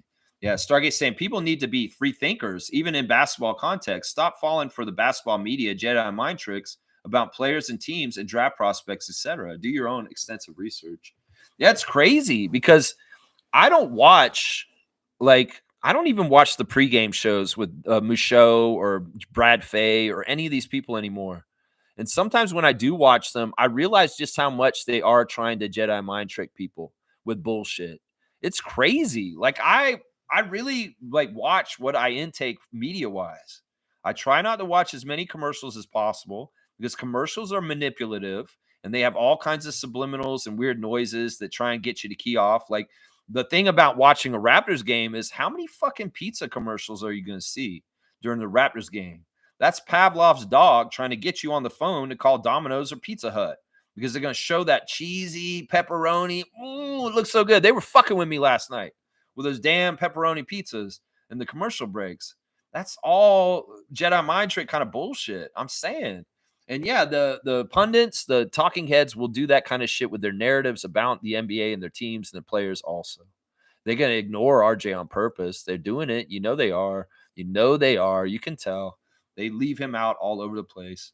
And that is by choice. And that is on purpose. That's right. So yeah, don't fall for it. In some ways, I can know everything I need to know about the Raptors by just watching the game and listening to the interviews. And I don't need any of the talking heads. I don't need to hear people that sit on Sportsnet and talk and sit at a microphone and talk about this shit. I don't need to hear the pregame show for the most part. I don't need to hear this Fan 590 and their bullshit. I'd rather just watch the game, see it with my own two eyes, and listen to the coach and the players talk after the game. And that's all enough I need. I don't need to hear their filter. I don't need to hear their interpretation. I can see it with my own damn two eyes. And that's how I say to most people, forget about the narratives and the things that they're trying to tell you that you should think or see. Just watch it your own damn self and make it your own damn decisions. That's what I'm saying right there. That's right. Be free thinkers. I completely agree with Stargate on that. Let's see. He's saying, question. Do you guys think that Brandon Ingram believes that LeBron pushed him out of LA? Remember, he was in the Anthony Davis trade. Do you think BI blames LeBron for LA giving up on him? I don't know. I mean, I'll bet there's a whole group of guys that kind of feel like that. Kuzma, Dennis, a lot of people that were in LA. I mean, D'Angelo Russell had done twice to him. Rajon Rondo. There's all kinds of different people that have come and gone with the Lakers, Russell Westbrook, that, probably could have some sort of thing. Well, if I left LA, probably LeBron had something to do with saying something or wanting something changed or something like that. I don't know. I don't think Brandon cares about this. I think that in some ways, what I was saying earlier about trusting your path and just understanding where you are and just being okay with it is fine. And that's just part of his path, that he got traded for Anthony Davis from the Lakers when he was very young in the league and had to go to New Orleans since. There's nothing wrong with that. In some ways, he couldn't control that. And I don't think he's upset about it or has a gripe. And I doubt that he has any anger towards LeBron James. It's just that he's lived his life. His path has led him to where he is. And he's presently on the Raptors. And he's in a good place. He's happy. And that's what matters. It's like regret and looking back and thinking about, oh, I should have done this and done that. It's a futile exercise. You don't get anywhere from doing that. All you do is get yourself wound up and stressed out and upset about something that you wish was different in your life. Well, it isn't. So stay present and accept your past for what it is and understand that your position presently is exactly where you're supposed to be. That's the problem. The most miserable people in the world are living their lives right now thinking that they were supposed to live a different life because something got changed at some point and it didn't happen. Well, motherfucker, that reality doesn't exist. So you better get with the reality that you're actually in, is what I would say. That's what I would say to that. It's a very important subject, being present. And Eckhart Tolle and The Power of Now is a great book to read. And if you don't want to read, go watch his YouTube channel. He can tell it to you your face. Eckhart Tolle, ECKERTTOLLE. That man will change your life. He's a New Age philosopher like Plato and those people from back in the day. This man knows what he's talking about. And he will help you be happier. And what I just talked about, the power of now and being present, that's his bread and butter right there. That's his bread and butter right there. That's right. Kaloy saying, even Arenas, when asked if his son was drafted by the Raptors, said he will embrace it. To paraphrase, he said, motherfucker better learn to speak Canadian. Okay, that doesn't make any sense. And that kind of shows your weirdness about Canada, Gilbert. Well, be dumb. Like I said, Thaddeus Young doing what he did recently did not help Thaddeus Young Jr., because Thad Young Jr. is trying to make the NBA. And, well, if one team in the NBA out of the 30, that's 1 out of 30 doors closing. And any parent that has kids that aspire to be in the NBA, you should not be closing those doors for them before they even get a chance. So Gilbert on his podcast is dangerous for his son, because he could say all kinds of shit and turn off different franchises, and all of a sudden his son's opportunities shrink because of that. I was like, man, if I was Gilbert Arenas, I'd probably not do a podcast. I'd probably just shut the fuck up and go home with his money. Seriously, you're more likely to do more damage than helping anything in your life, Gilbert. Seriously, that's what I say about that. Yeah. Smooth saying, I remember Jamal on the Miami Heat during LeBron's first season there. Then he joined the Raptors for one season before he retired. I know he's solid run with Charlotte, though. One all-star appearance. Yeah, he was washed mostly when he was on the Raptors. But he did come here and play for us, and he's technically a Raptor alumni. But in some ways, he wasn't really his best when he was here, and his best years were on the Hornets and the Heat. Yeah, that's definitely true. And he was an all-star. He is an all-star. That's right. He played 5 seasons with the Hornets. Yeah, 5 seasons with Hornets, 1 with Miami, 1 with Toronto, I think. That sounds about right. He may have had more years, though. Stargate saying, for me, Jamal, Jacoby, and Oshai have really benefited a lot from Darko's development and should be significant pieces off the bench next season. Grady as well, but not as much as the other 3 yet.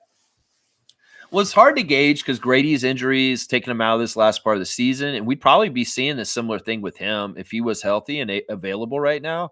So I wouldn't say that Grady's behind. We also got to remember Grady had all of last year's development in things, and he did make leaps and bounds in the first half of the season before he got hurt. So I don't know. Everybody's going to do their own red light, green light of Red Rover, come over to get better in development.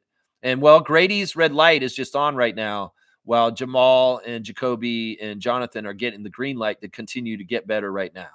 But let's not take away the progress that Grady Dick has already accomplished, that he already has under his belt.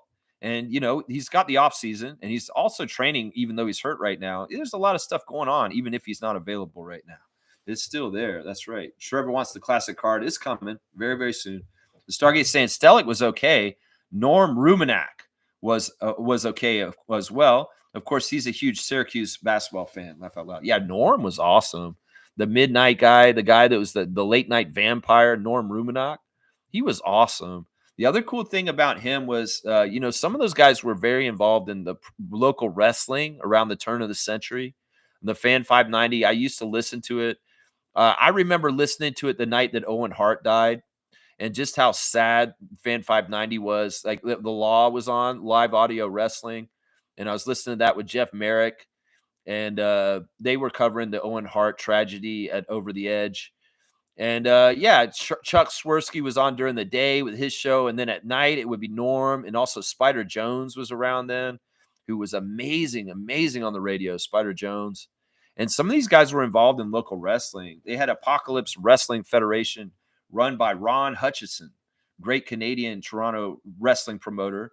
And at that time, I was going to those shows, and it was interesting because Norm and Spider would be at those wrestling shows, and like Spider Jones would be like the MC, and he would be like announcing for the night. And yeah, those guys were good. They were really, really good. I know in recent years, Norm had a depression battle, and he was suicidal, and he was in a really bad place. And the public rallied around him to try and help him feel better. And they helped him. He felt better and he got a little bit out of his suicidal thoughts. So, yeah, it's good to know that Norm is still around because he was very in a bad place in recent years, just so y'all know. Kaloy saying we have a solid starting five. The games will be won, lost by the bench units. We need to sharpen the J-Rooks for next year. Exactly. Those guys will be ready to step up. Ingram's coming. We'll have a straight five, and Grady's going to be coming off the bench, and that's going to bolster our bench just from that. Seriously, think about that. Let's see. For next year, yeah. Smooth saying Norm was solid. Is he still alive? Yeah, he's still alive, I believe.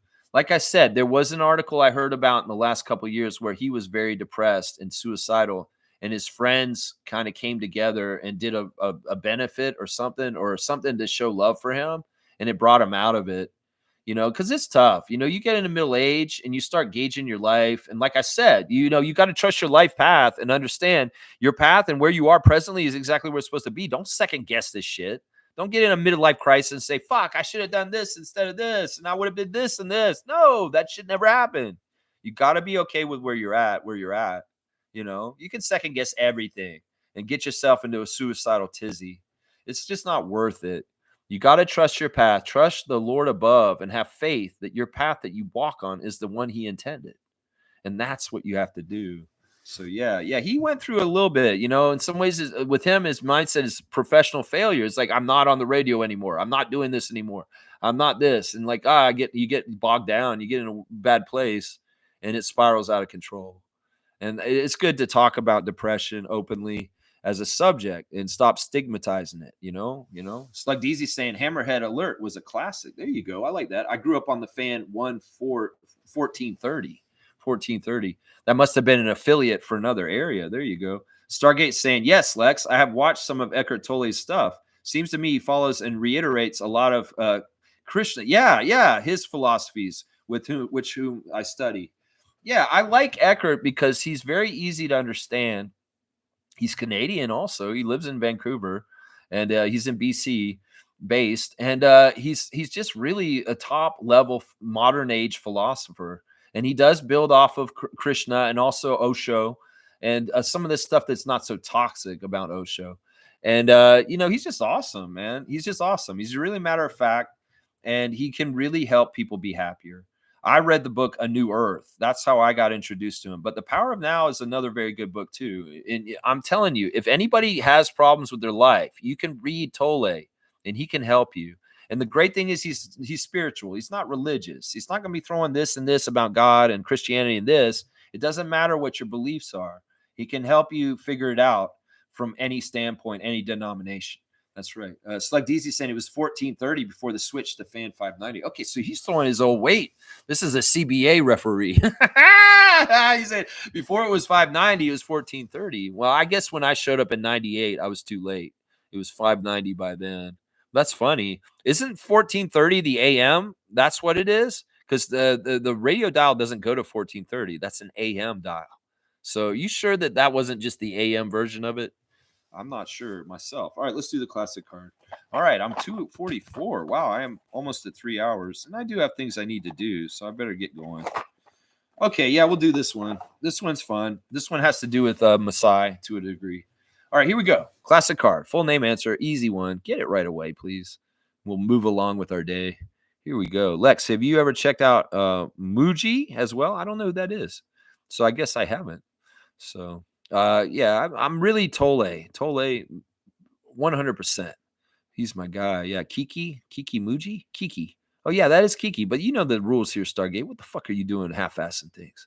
Come on now. You got to get the full answer to get this one. That's right. Kiki Vandaway. So we've got Seagulled. Reggie has Seagulled it and is exactly right. Of course, that's Kiki Vandaway. Look at that Dutch face.